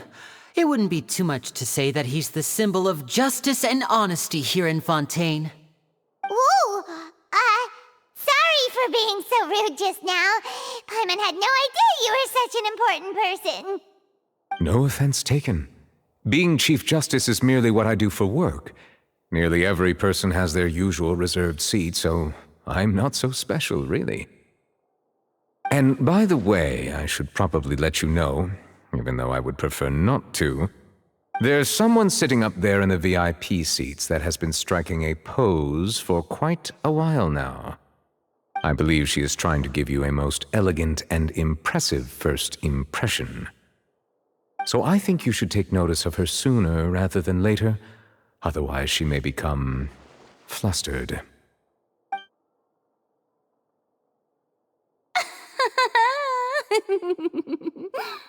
Huh? Oh, it's Farina, the Hydro Archon. Huh. She sure has a smug and satisfied look on her face. Guess she has no idea that you saw right through her act. Very good. That is for the best. No need to pay her any more attention. We may now enjoy the show. Huh? So is this what things are like between the Chief Justice and the Hydro Archon? All right, please wait just a moment longer. I've pretty much finished my preparations, and the performance will start as soon as the audience has made their way to their seats. Yay! The show's finally about to start! Paimon can hardly wait! Paimon's never seen a real live magic show before!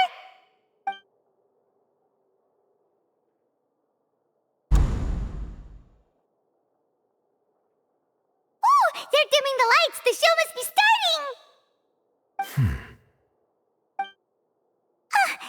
Sorry. Paimon will try to stay quiet. Welcome, one and all, to the Opera Epiclese. I am the star of today's show, Linny.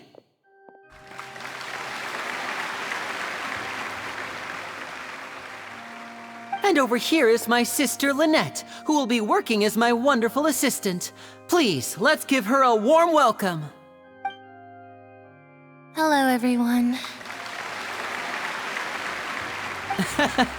I know she may seem to be a little sleepy right now, but that's just a sign that she's nervous. Whatever.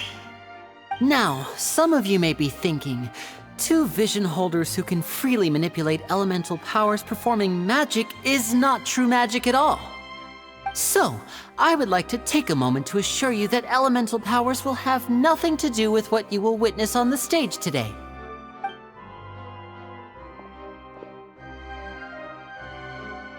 Both Lynette and myself have removed our visions for the show. That way, even the gods won't be able to help us. Oh, good point. That's what makes the show real magic. Now, without further ado, let the show begin. Lynette will now exit the stage to make some preparations. I know you might miss her, but don't worry. She'll be coming right back on stage momentarily. Perhaps in an unexpected way. I'm sure she'll be stealing the spotlight soon enough. Oh, and before I forget, there's one more thing I should say. You never know what can happen in the blink of an eye.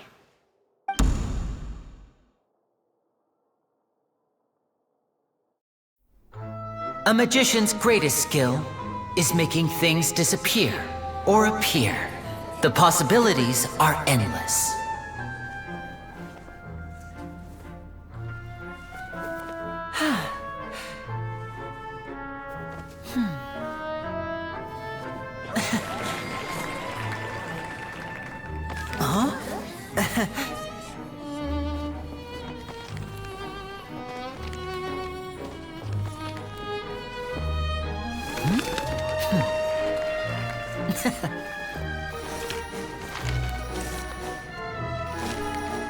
But this isn't what you came for. These little tricks, you've seen them all before. So it's time for something truly extraordinary, don't you think? This one's a little tricky.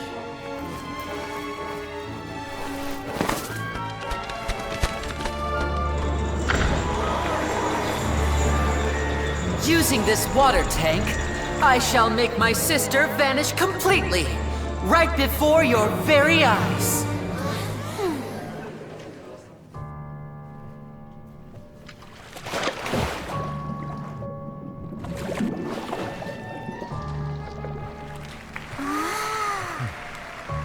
It's actually quite simple.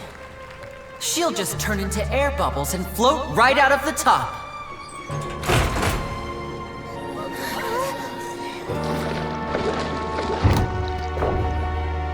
Oh no! I told them to check all the props carefully. With the lid on, even air can't escape. An amateur magician would be getting very nervous right around now. Luckily, it's me on stage, so let me show you what a true virtuoso can do.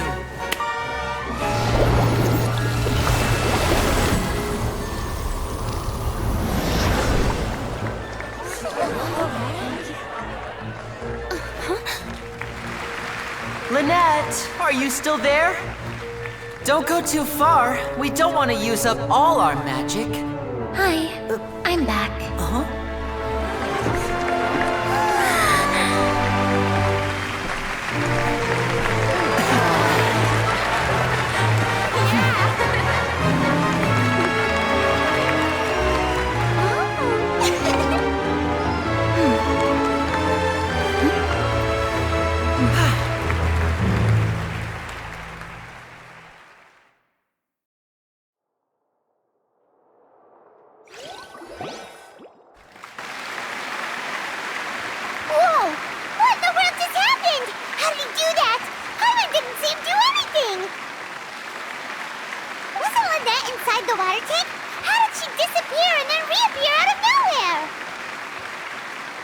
If we could see easily through his tricks, then that would mean that his skills are still lacking.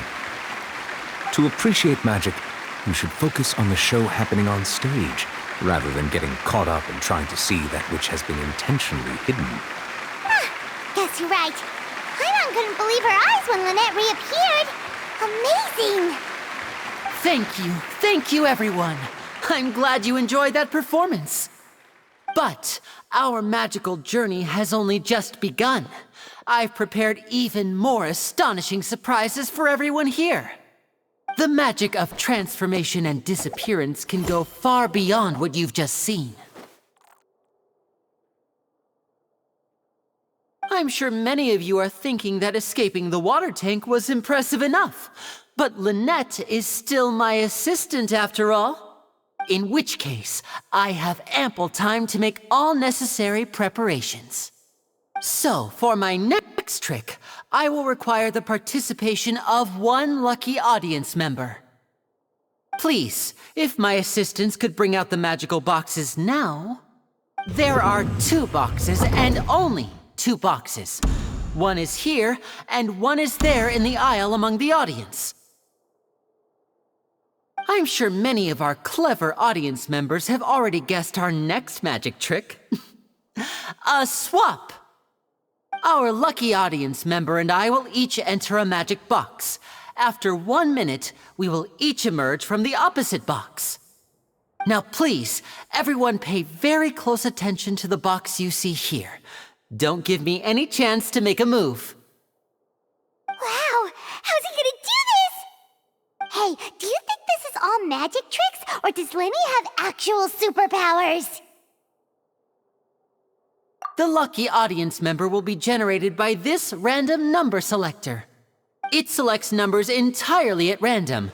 Even I don't know who will be chosen to participate. Now then, let's begin.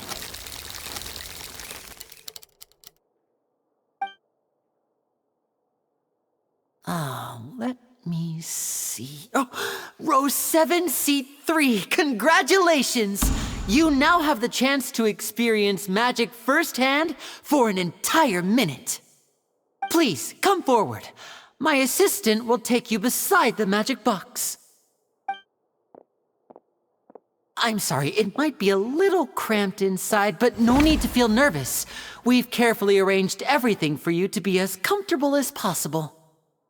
You don't need to do anything, but no matter what strange things may happen, don't come out of the box. If the magic is interrupted, who knows where you might end up? You might even find yourself in the Fortress of Meropide. Oh, okay. All right. Before I enter the magic box, there is one more thing I need to ask the audience to do. Could you all give me a countdown? Like this. 60, 59, 58. Just keep counting down. You can go a little faster or slower if you like. I won't be able to see anything in the pitch-black box, so I'll be relying on your voices to know when time is up.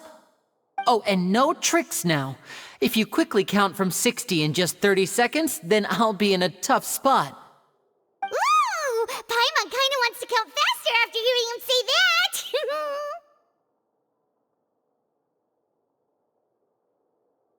No, that won't do. I can see it in your eyes. You still can't be trusted. Let's practice together. Come on, repeat after me. 60, 59, 58. 60, 59, 58! That's right, perfect. Keep it going. All right, I'll see you all on the other side once you've finished counting. 54, 53, 52? Why aren't you counting, Nervalet? I am counting in my head. I think things are exciting enough in here as it is. Merely a consequence of my identity and personality. Do not worry about me. Just enjoy the show. Oh, all right. You look so serious that Paimon thought you might be feeling uncomfortable or something. 40, 39, 30... Mr. Linney, are you all right in there? Is everything ready? Yes, I'm fine. I'm just double-checking the direction of the magic. It would be a disaster if we get sent to the wrong places. For example, midair right above the audience. Even though he's saying that, Lenny doesn't seem nervous at all.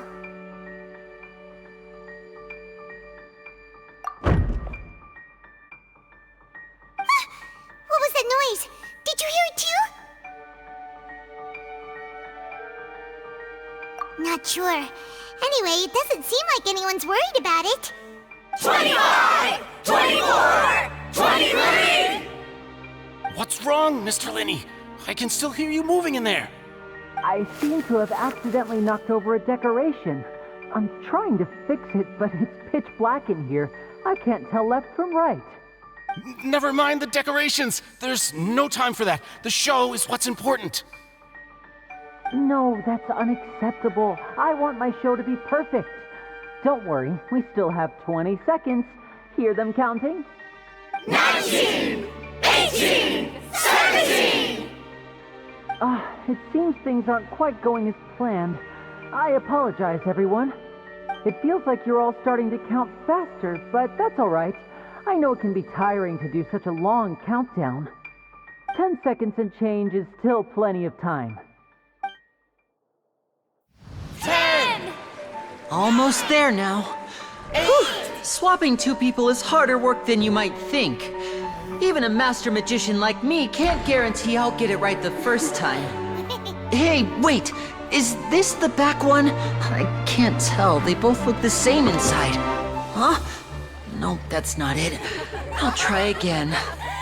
7! Hey, slow down! Honestly! 5! 4! 3! Whoops! That doesn't count! 0!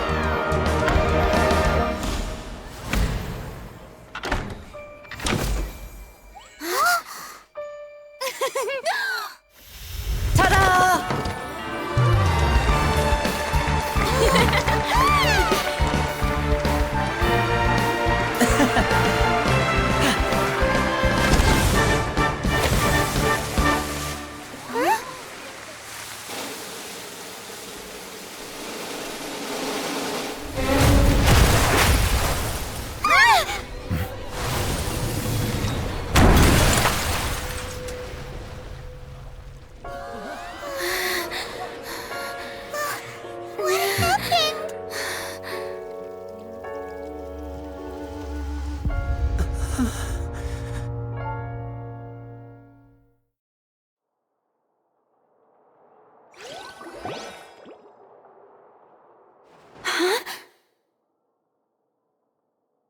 Is this part of the show?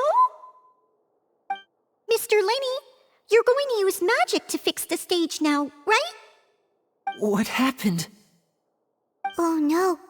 Maybe this isn't part of the show. The girl was still in that box, right? This performance is over. Medical staff with me. Guards, secure the scene and detain all the performers. Seal the exits. No one is allowed in or out at this time. Yes, that's right. If this was just an accident, then we must investigate the cause. But if this was all part of some scheme, then those accountable will not escape the judgment of the God of Justice! No need to be alarmed, you two. We'll get to the bottom of this soon enough.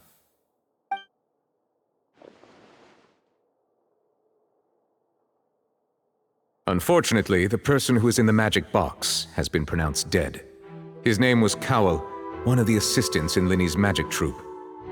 Apparently, the fireworks on stage ignited the ropes that were suspending the water tank, which then caused the tank to fall onto the stage.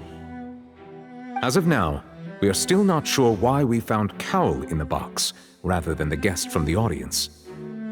And after an initial search of the area, the guards have confirmed that the girl is nowhere to be found. It appears that this incident was not merely some mishap with the performance.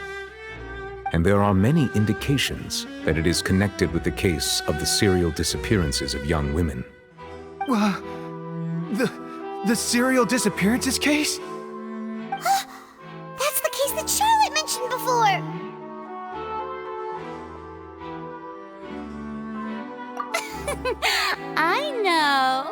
I know the truth.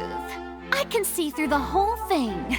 Really, using such a shallow and obvious mystery as his finale, did he really underestimate us that badly?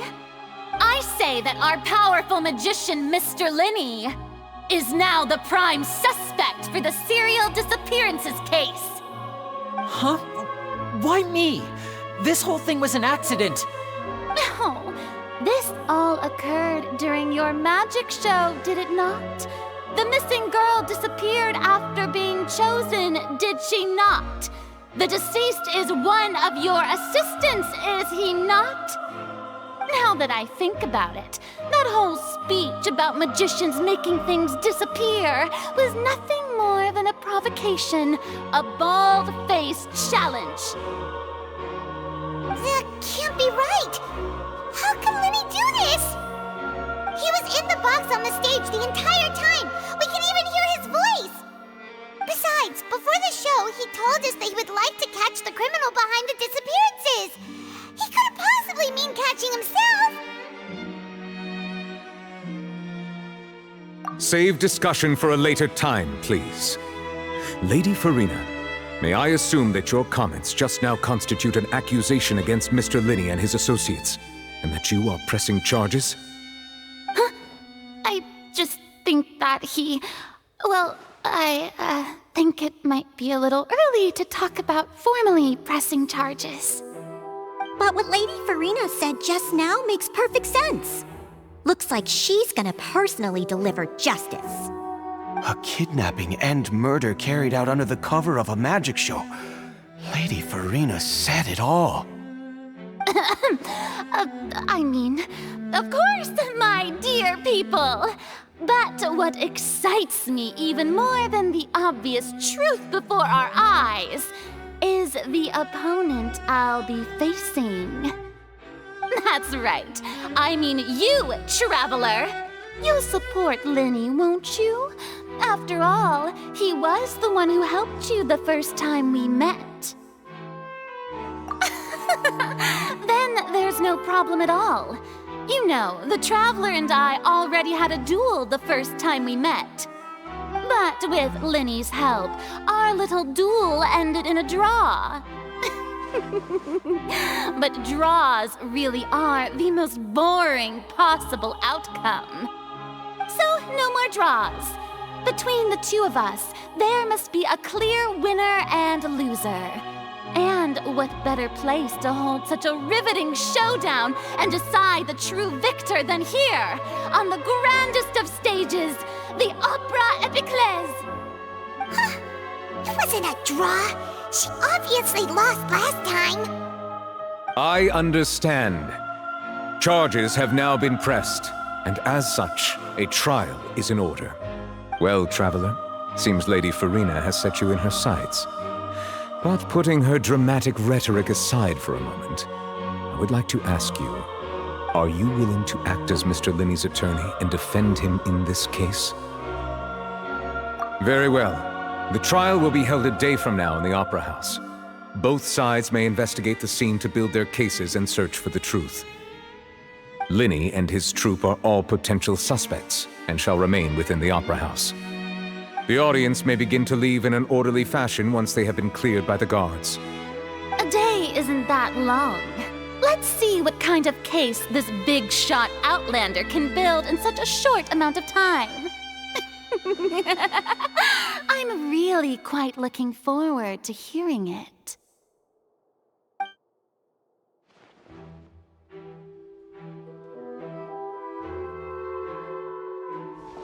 Linny! Sorry about everything that happened just now. Were you frightened? Of course! Who wouldn't be scared after witnessing an accident like that? Yeah, I'm a little shaken up myself. How could this happen? And poor Cal. I know you already claimed that you would defend me, but now it's just us talking. Tell me, do you think I could possibly be the murderer? I understand. Even I'm not sure what happened, so I can only imagine how difficult it is for you to grasp the situation. I'm sure everyone sees me as the biggest suspect at this point. But if you ask me, the whole thing is mysteries layered upon mysteries, such that all that's left is confusion. I don't know whether what happened there on the stage was purely an accident or not, and I don't know why poor Cal was in the box. As for how that girl chosen from the audience could suddenly disappear, I'm afraid I don't have any answers either. If someone tampered with my performance, then we need to figure out what they did. Even a skilled and knowledgeable magician like myself couldn't pull all that off in just 1 minute.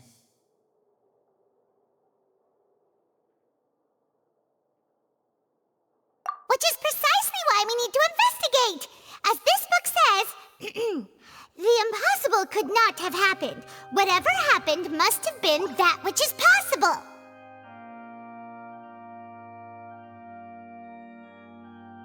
Paimon bought them when we were reading at the bookshop in the city earlier. Pretty cool, huh?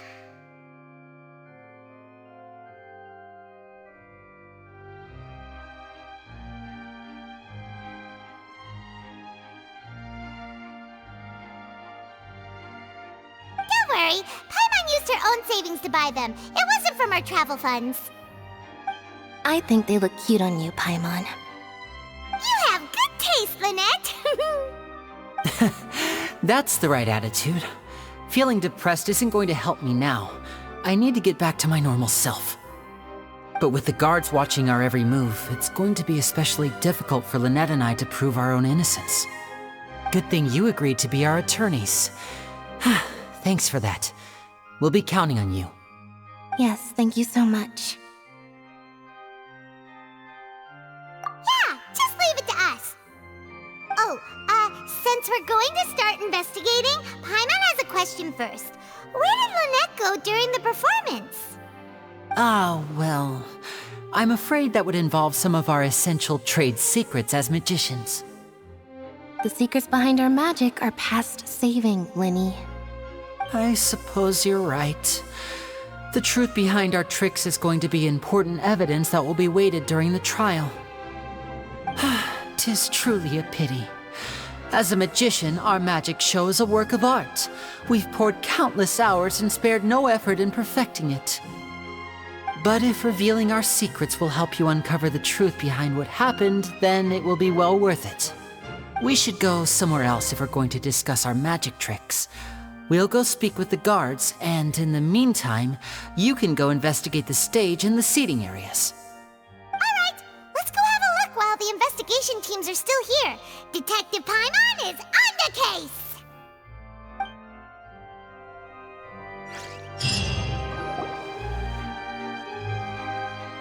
Hello, officer. How's the investigation going?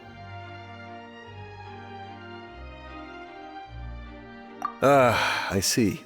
You must be the traveler that Lady Farina mentioned. Listen, I'll be perfectly honest with you. I'd avoid getting mixed up in this whirlpool of a mess if I were you. Huh? What do you mean? Come with me and you'll see.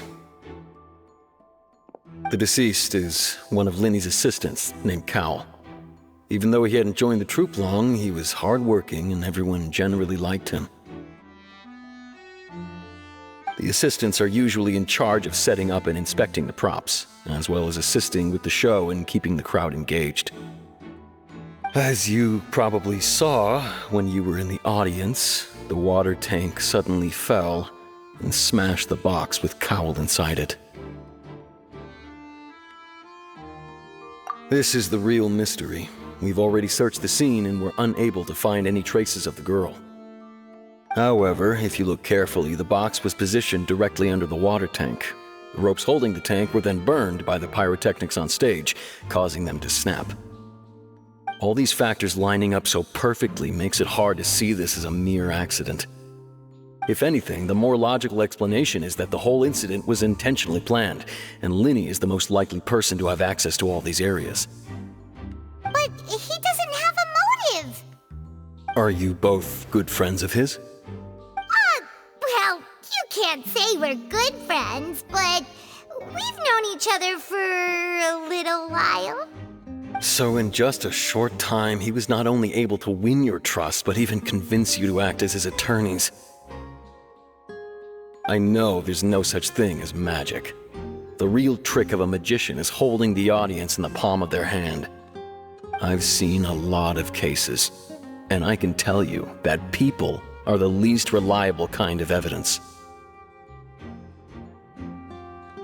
Sorry, I tend to be pretty straightforward. Just know that I'm warning you for your own good. Anyway, you may investigate the scene of the crime yourselves if you're curious. Who knows, maybe you'll be able to come up with some new evidence.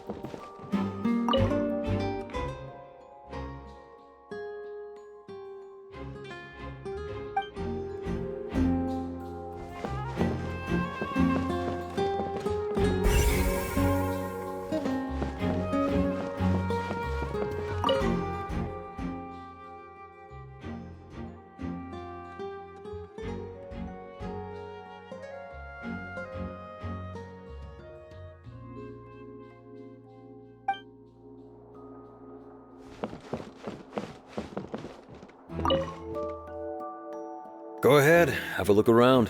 In the end, we're both after the truth.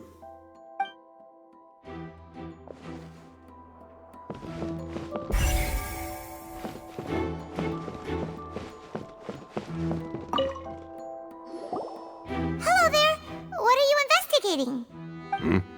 Oh, this location has also been cordoned off because the Magic Troop members are currently considered prime suspects.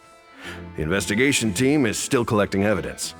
The seats were all booked in advance, so we were able to deduce the missing woman's identity by checking the guest list.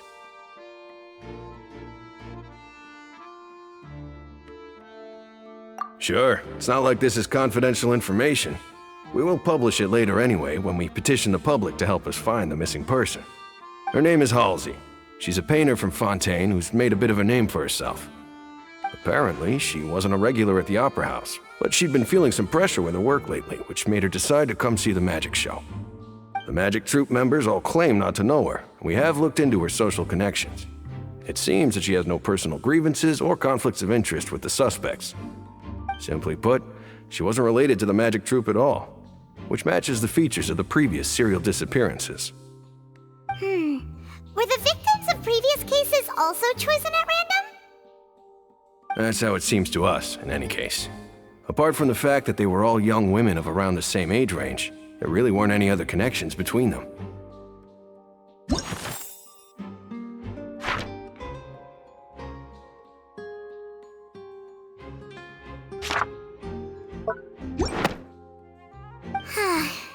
Okay then.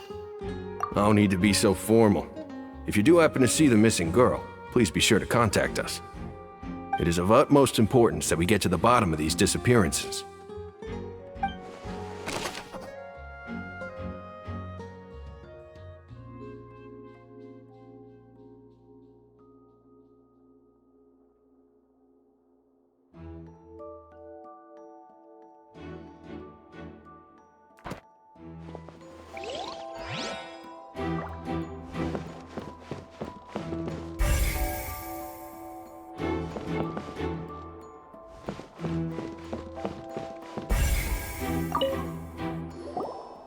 So this is the rope that broke and caused the water tank to fall.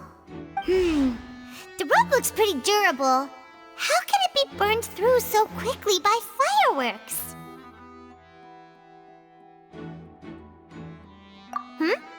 Why are you suddenly so serious, Traveler?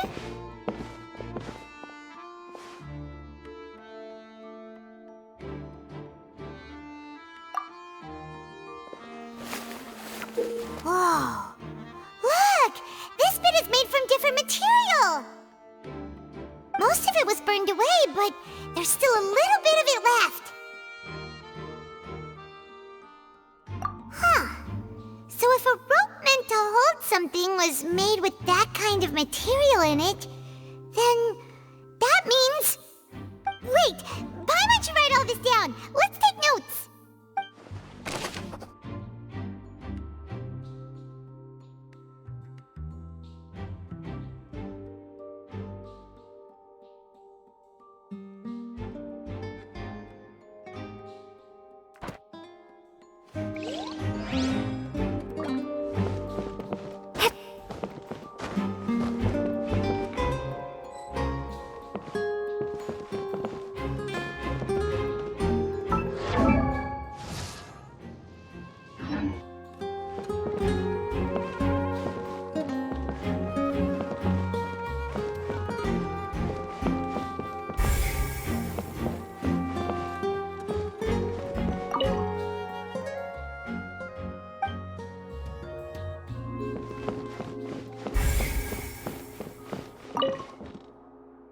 Go ahead, have a look around. In the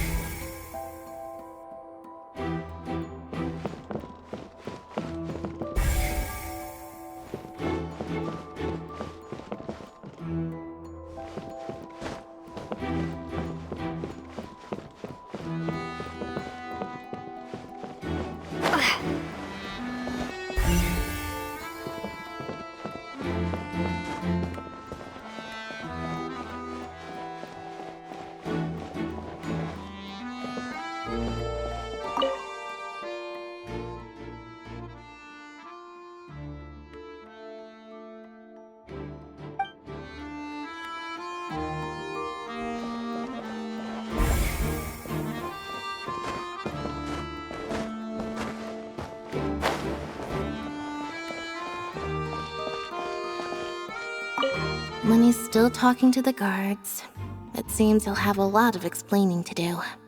I think someone will be assigned to monitor us later, but that's alright.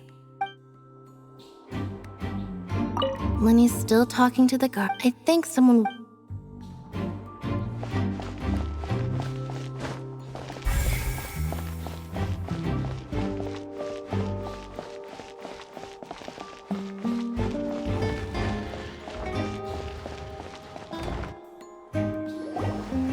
Hey, you! Yes, both of you! Over here! I've been keeping an eye on you for a while now. Huh? You mean us? That's right. If I'm not mistaken, you're also among those who wish to cut down the thorns and pursue the truth. No? And by the looks of it, you're not from Fontaine. Well, you're right on the more about that one, but who are you? Have you never heard of the Spina di Rosula? From mediating disputes and providing protection to solving conundrums, you name it, Spina di Rosula does it. And I, Navia, have the honor of being its renowned president. Though those who play by our rules call me boss. I'm Silver, her attendant. Pleased to meet you. And I'm Melus. Demoiselle's various daily needs and affairs are under my purview. Huh? Boss? Demoiselle? What gives with the names? Well, I am the second generation president. Melus and the others are still used to my previous title.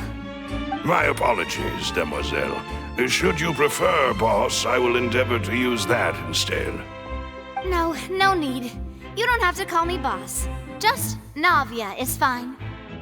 Okay, if you say so. Not that we're members of Spina di Rosula anyway. All merely trifling details. Never mind. Now, back to the situation at hand. That's right. I've always kept an eye on the serial disappearance cases. My interest stems from a matter back from my father's time.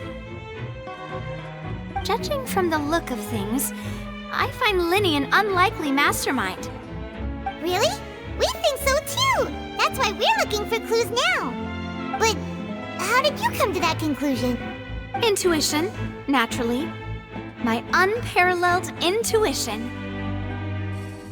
Farina sure was quick to point the finger at Linny without any decisive evidence whatsoever, wasn't she? But that's not uncommon for her.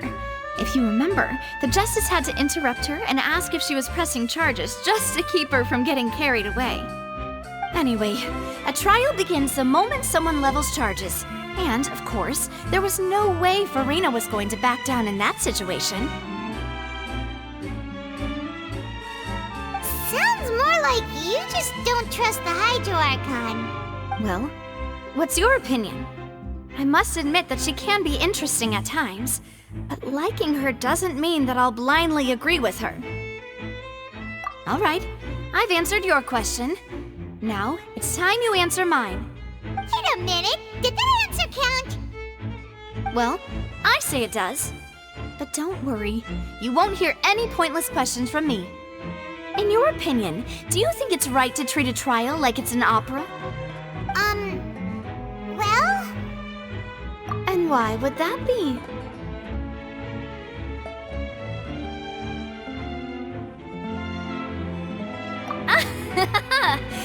See, Silver and Melus? I told you they'd be different. Most astute of you, Demoiselle. I, too, think that the Traveler's response was most excellent. No matter how wonderful the script or how fervent the audience's expectations may be, the trials that go on stage here must be based in fact. And if that can be done, boss, then... All right, that's quite enough, Melus. Anyway, I like your answer. You passed with flying colors. Now, I need to make some preparations, following which our joint investigation shall commence. You two shall be my assistants. Wait! Since when did we become assistants? Oh, well, I can be the assistant. Sure. Or your companion, if you like. I'm really not that fussy. That's more like it. Far be it from me to brag, but I believe that Demoiselle's intuition will be instrumental in uncovering the truth. You wish to save a friend from false accusations, and we wish to unravel the disappearances. In this sense, our goals are aligned. You have a point. Huh. You're quite the talker, aren't you, mister? And what about you over there? What do you think? You seem like you've got something on your mind. I have nothing to add. Oh, alrighty then. We'll be making some preparations first. Just be sure to let us know if they start revealing Lenny's tricks. Thanks!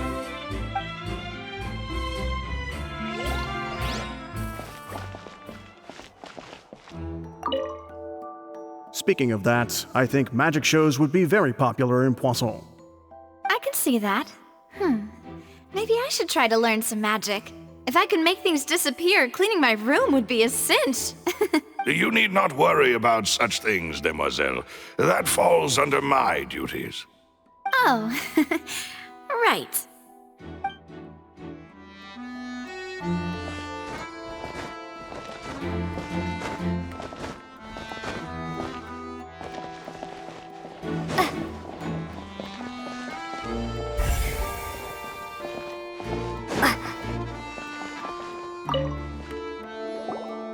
Sorry, but no one can freely enter or exit the Opera House at the moment.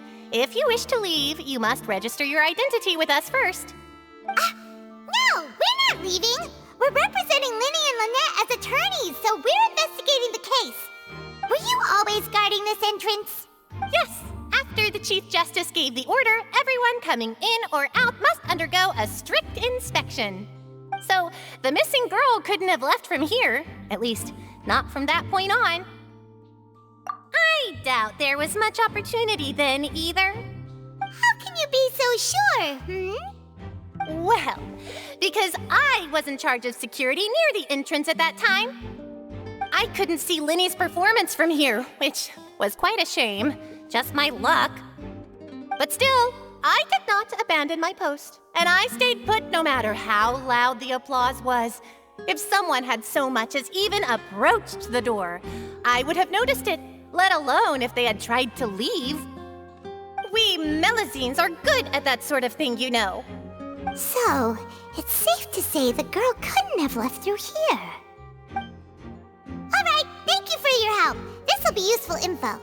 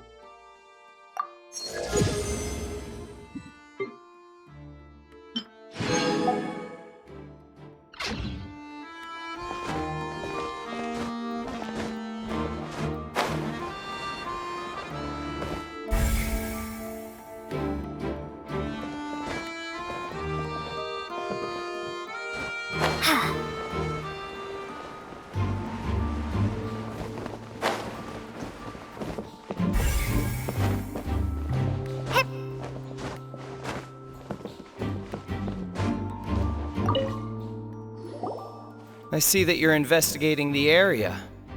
Well, it just so happens that I'm interested too. If you find any new and interesting leads, be sure to share them with me, all right? We don't have too many thoughts yet. Then why don't I tell you my hypothesis first? The way I see it. And I'll start it with that loud thud. The thud? Oh, you mean the sound that happened during the countdown? Yes, exactly. It wasn't terribly loud, but I suspect that most people heard it. It's just that everyone was awaiting the results of Linny's trick with bated breath, so no one paid it much mind. But now that the incident has happened, the thud has become an important clue. That makes sense. So, what do you make of it? I'm of the opinion that it may have been the sound of Linny's accomplice, Lynette perhaps, jumping atop the water tank or something like that. And when the pyrotechnics went off, she cut the rope, sending the water tank crashing down. But wasn't the noise we heard too loud for that? Perhaps the balance wasn't right, leading to a particularly rough landing.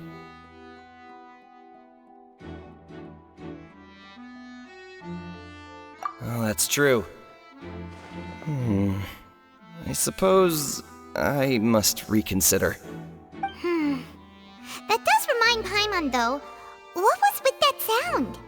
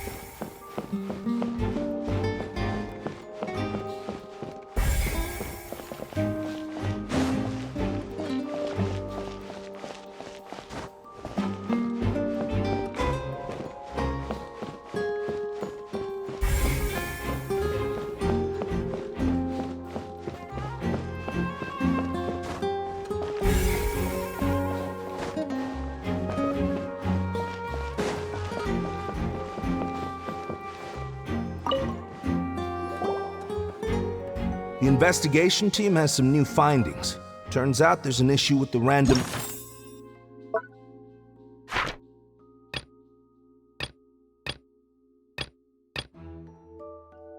number selector after all. See, I told you. What if the machine picked some big guy's seat? You think the murderer would have still made his move then? Sorry to interrupt, but we're helping Linny and Lynette with their side of the investigation. What were you saying about the number selector? There's something wrong with it? You're trying to help them? That'll be a tall order. Linny used the machine to pick a random member of the audience during his performance, right? The lucky girl that later disappeared. Well, we thought there might be a serious problem with the machine, so we had it taken away for further inspection. It turns out that the seat number it picked wasn't random at all. The machine picks that same number every time. I'm sure you already know that you have to make a reservation in advance to get a seat, regardless of whether it's a trial or some performance. In other words, Linny knew who would be sitting where from the very beginning. That much checks out. Linny reserved our seats for us, too. Bet you see why I was saying it'd be tough to make a case for Linny. Even though it's bad for Linny's case, Paimon had better write it down.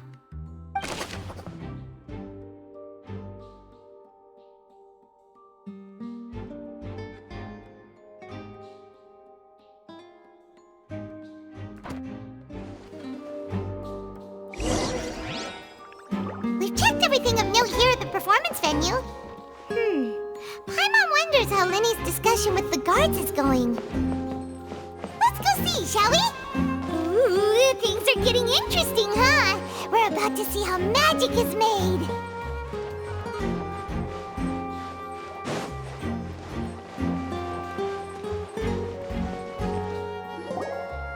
Understood. Then I will be going with you. Just so you're aware, I will be monitoring your actions and making notes as necessary. Very good. Thanks for being so agreeable. I'd pull a rose out of my hat as a gift for you if I could. You may spare the pleasantries. I'm just doing my job. You've arrived. Who's this?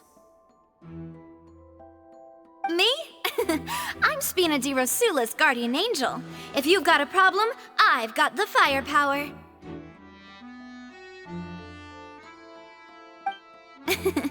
Sorry, I got a little carried away there. Call me Navia. I'm a partner of theirs, and will be helping investigate this whole situation. And these are my companions. Would you mind if they join as well?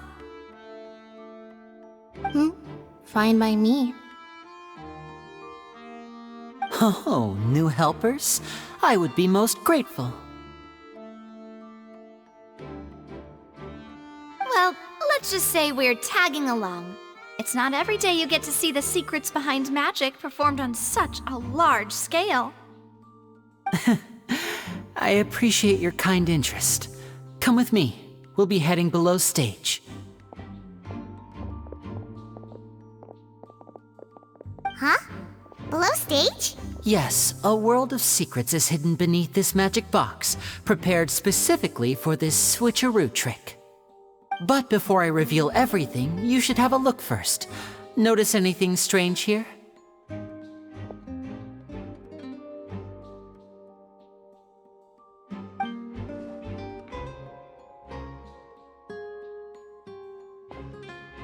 I'm not trying to be dramatic. Remembering the details of a trick will help you understand the methods used to perform it more easily. Huh. Weren't there balloons and other decorations here? Where did all that go? Ah, good eye. That said, you're still far from discovering the answer. The back? You mean the inside of the door? What's different about it? Paimon didn't notice anything. Very good indeed. I thought you might not be able to catch that, given that you were sitting in the first row. The back of this door was patterned. Those patterns are now gone, replaced by a smooth wooden board. So, if you put 2 and 2 together, what do you get?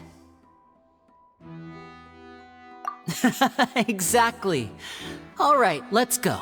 I'll tell you how it works as we head down.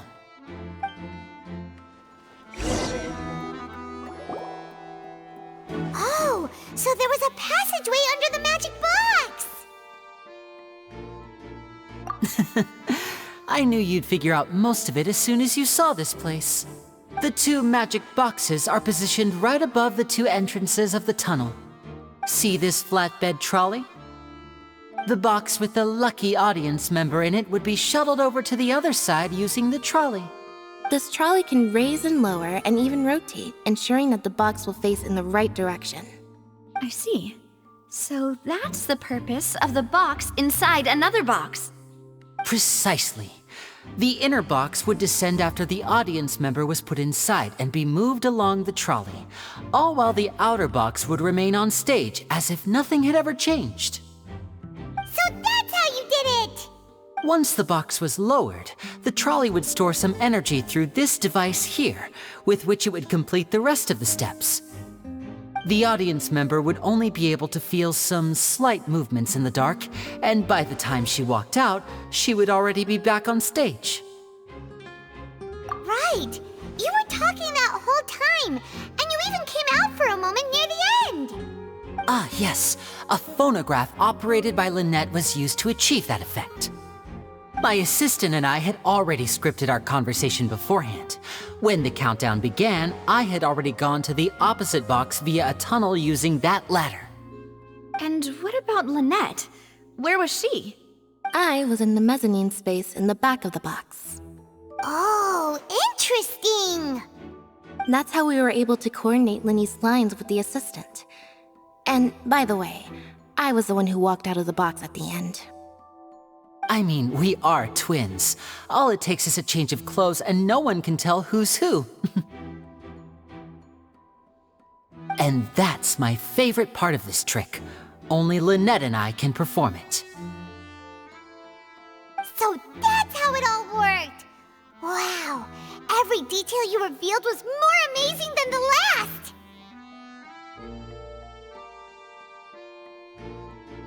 Lynette would briefly walk out of the box and then go back in, jumping into the tunnel and escaping before the box on the trolley could finish ascending. And then I walk out of the other box in the audience area, and the trick would be complete. The operative word here being would. But as you saw, Cal was in the box, not our audience member. She, on the other hand, mysteriously vanished. We really don't know how that happened. If not for that interlude, this would have been an astonishing trick. I probably never would have figured out how you pulled it off. And yet, to think that someone was able to use this magic trick to commit a crime. Could we have a look around? I think we can come up with some more leads. This is the scene of the crime, so Linny and Lynette are not permitted to stay here. I'll escort them back up. Yes, of course. No need to be so strict now. I won't disappear into thin air, you know. Thanks, everyone. We're counting on you.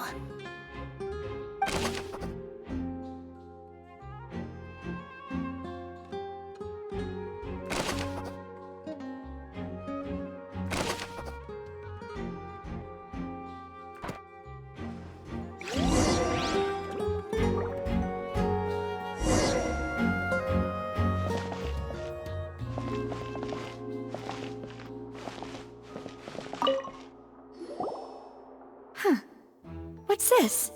Looks like a hook tied to the end of a rope. Huh? There's all kinds of odds and ends here. Perhaps it was a prop for a different trick. But why would it have been left here? Whatever it is, let's make a note of it first.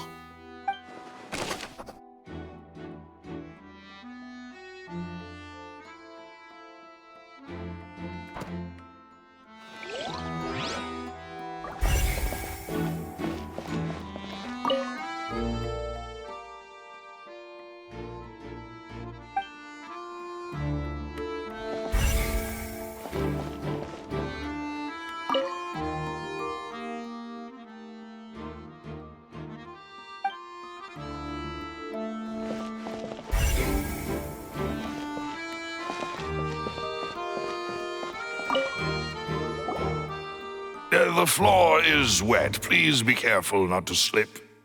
Speaking of which, why would there be water here? Oh, Paimon knows!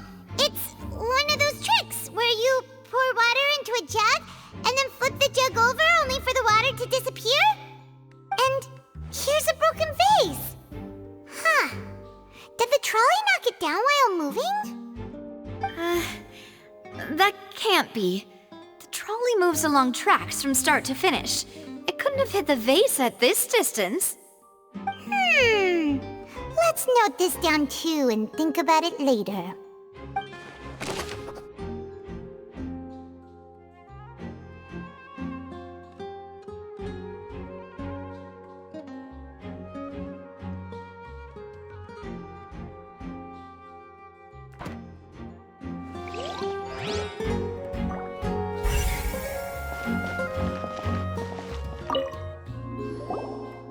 Oh, these are the clothes that the lady chosen from the audience was wearing, right?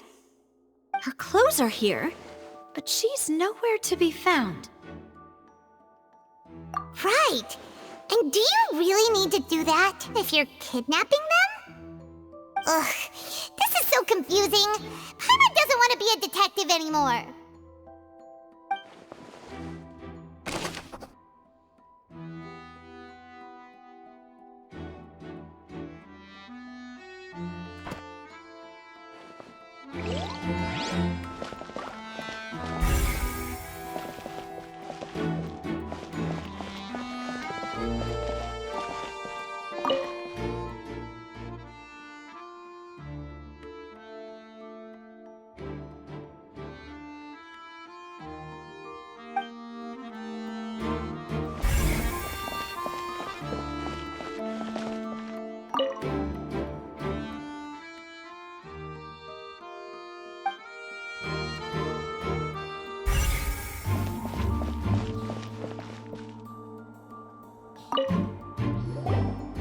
What is this place? It seems someone could fit through here. Huh. Could this have been the suspect's escape route? Alone, perhaps. But if they had to pull another person with them, the space would be too narrow. But there are no other ways in or out of here.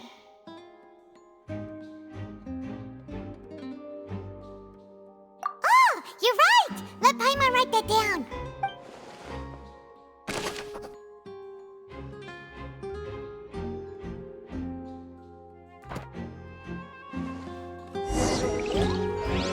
Seems we're just about done investigating down here. Yes. Let's head back up.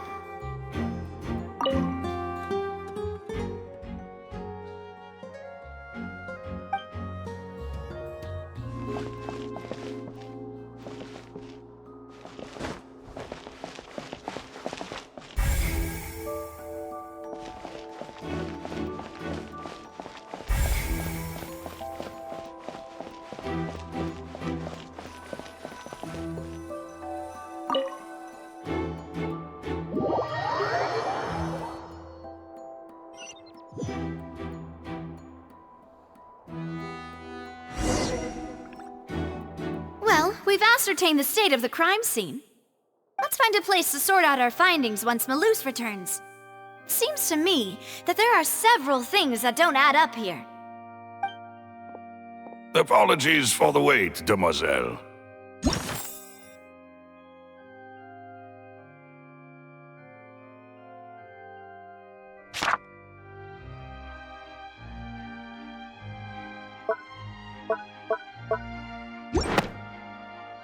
So, what did the guards say? Did the criminal escape through the vent?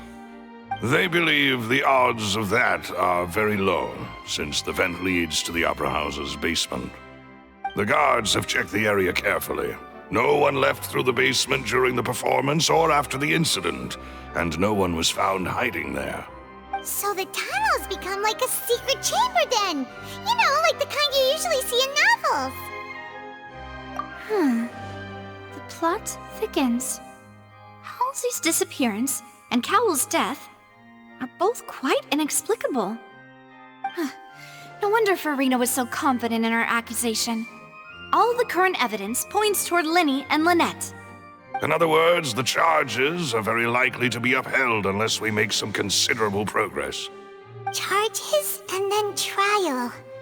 So if the charges are upheld, they'll announce a sentence? That's right. This is how a trial goes in the Opera House. During the proceedings, the Chief Justice and the Oratrice will hear statements from both sides. That's right. This is how indemnitium is produced. The statements from both sides, the defenses from attorneys, witness testimonies, and even the audience's emotions will all be projected on the Oratrice. To put it simply, it's as if the Oratrice has its own will and is a judge in its own right. This also precludes any kind of favoritism on the part of the Chief Justice. Not that this has ever happened anyway. Once both sides have finished speaking, the Chief Justice will make his final decision. This, too, will be used by the Oratrice as a reference. Then, finally, the Oratrice will be consulted by officials. The result it returns is the will of justice itself. Huh? So that machine is the one that actually decides? Paimon thought Neuvillette called the shots. In practice, there is very little difference. Both have always come to the same judgment, which is why people have great faith in the Chief Justice. Ah, yes, the guards also asked me to convey that none of us will be allowed to leave this place before the trial. Huh? Why? Because we've chosen to act as the twins' proxies. That makes us persons related to the case. They're concerned that we might be colluding with outside parties, or that we might find outside help to disrupt the case. And even if that were not so, it could prove problematic if we happen to spread key information about the case ahead of time. I'm ready to break out at any time. Whoa, whoa! There's no need for that! Paimon thinks they have a point. That said, are they providing food?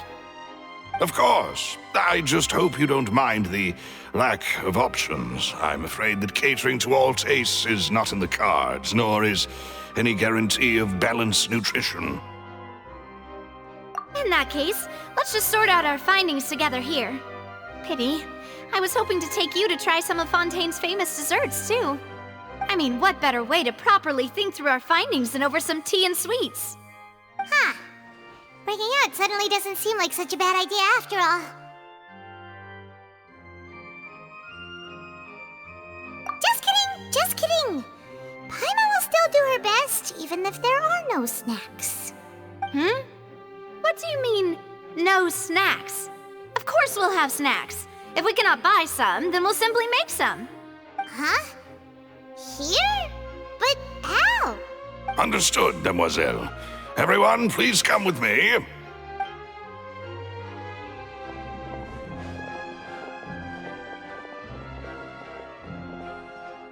Wait, you're carrying a portable stove with you? Yes, I must be prepared to meet the Demoiselle's baking needs whenever the fancy strikes her. I have eggs, sugar, and almonds at the ready. Good work, you two. Then I'll get to it. Please sit tight for a moment. You'll get to taste my awesome snacks soon enough. These three are quite the interesting group.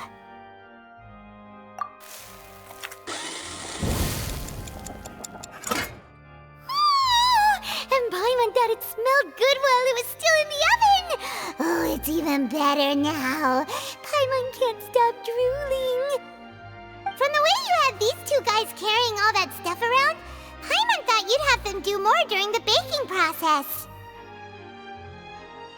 But you ended up doing the entire thing by yourself! Beating the egg whites, grinding almonds, everything! I was applauding. And I was giving encouraging smiles. Paimon was just thinking, aren't you worried about getting your fancy dress dirty beating egg whites and baking like this? Well, I don't think it's carved in stone anywhere that fancy ladies can only read books, sip tea, ride horses, and play the piano. I just really enjoy making snacks. Don't underestimate beating egg whites, by the way. It's a real arm workout. You also need to beat them to just the right consistency, or your macarons will crack. Anyway, give these a try, fresh out of the oven. There's 3 for each of us. Only 3? Well, eating too many sweet treats might send all that sugar to your head. You wouldn't be able to think clearly about the case on a sugar rush, would you? Tea is ready to be served as well. This is Demoiselle's favorite, strong black tea with a floral fragrance that clears the mind and lifts the spirit. No need for concern. I'm merely doing as I should.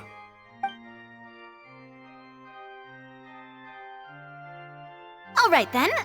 Down to business. As Paimon mentioned previously, the tunnel seems to be something of a secret chamber. However, we can assume that Linny and Lynette were not alone within it. Some criminal also occupied its sealed confines. The magician twins could have committed the crimes, of course, but they lack any logical motive. Exactly! Why would they do such a thing right when everyone was watching? The flower vase and the thud we heard during the performance could indicate some altercation between Halsey and the criminal in the tunnel, resulting in the shattering of the vase, the discarding of her clothes, and her abduction. Perhaps the criminal thought that since she was chosen from the crowd, she would be too easy to identify if she was still wearing the same clothes. Paimon thinks that makes sense, but the real trouble is... True. None of the clues we found thus far support the existence of this third person. But the only people left to consider are both technically victims, whether it's the missing girl, Halsey, or poor Cowl. Huh. Could Halsey have secretly made modifications to the magic props in order to murder Cowl before making her escape? That's right. And even if she had tampered with the setup, she would need to understand the entire trick to pull it off. Nor does she have any motive. The guards said that she has never had any dealings with the Magic Troop's members. Were we not thorough enough in our search? From the sound of things, this is turning into an impossible case. amazing though, Navia. They smell great! They're nice and crisp and super sweet! They are my specialty after all. And I see you've already had 5 of them. What? 5? Oh, that can't be right. Paimon only counted 3, honest! Please don't worry about it. At my age, a few less sweets might actually be a good thing. No. Being greedy is one thing, but Paimon knows how to count. Besides, Paimon knows that if she ate too many, then others wouldn't have enough.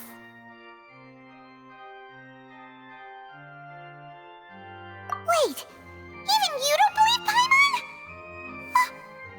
How could you? If Paimon ate those 2 extra macarons, then may they turn into stone in her stomach! All right, we get it. Well, I suppose one of us might have gotten too engrossed in our chat and eaten them by mistake. No big deal. Maloose, set up the stove again if you would. Huh? What are you doing? Making sure everyone gets 3 macarons, of course. Exactly. We don't want to trouble you. As you wish, demoiselle. And I have the egg, sugar, and almonds. Well, this really is your hobby, huh?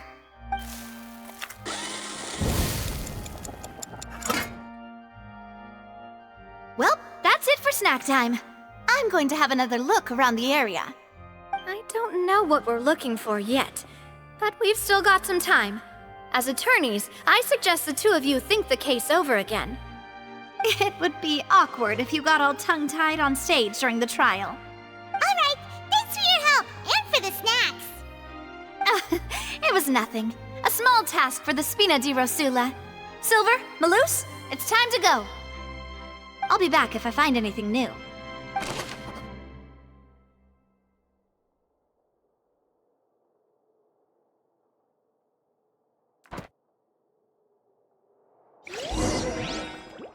Alright, it's time to put our heads together. We've got to get our defense ready for the trial. Oh, it's probably gonna be a long and difficult case. There's no point in worrying about that now. We just need to prepare. Here, take Paimon's notes. They should help you review the situation.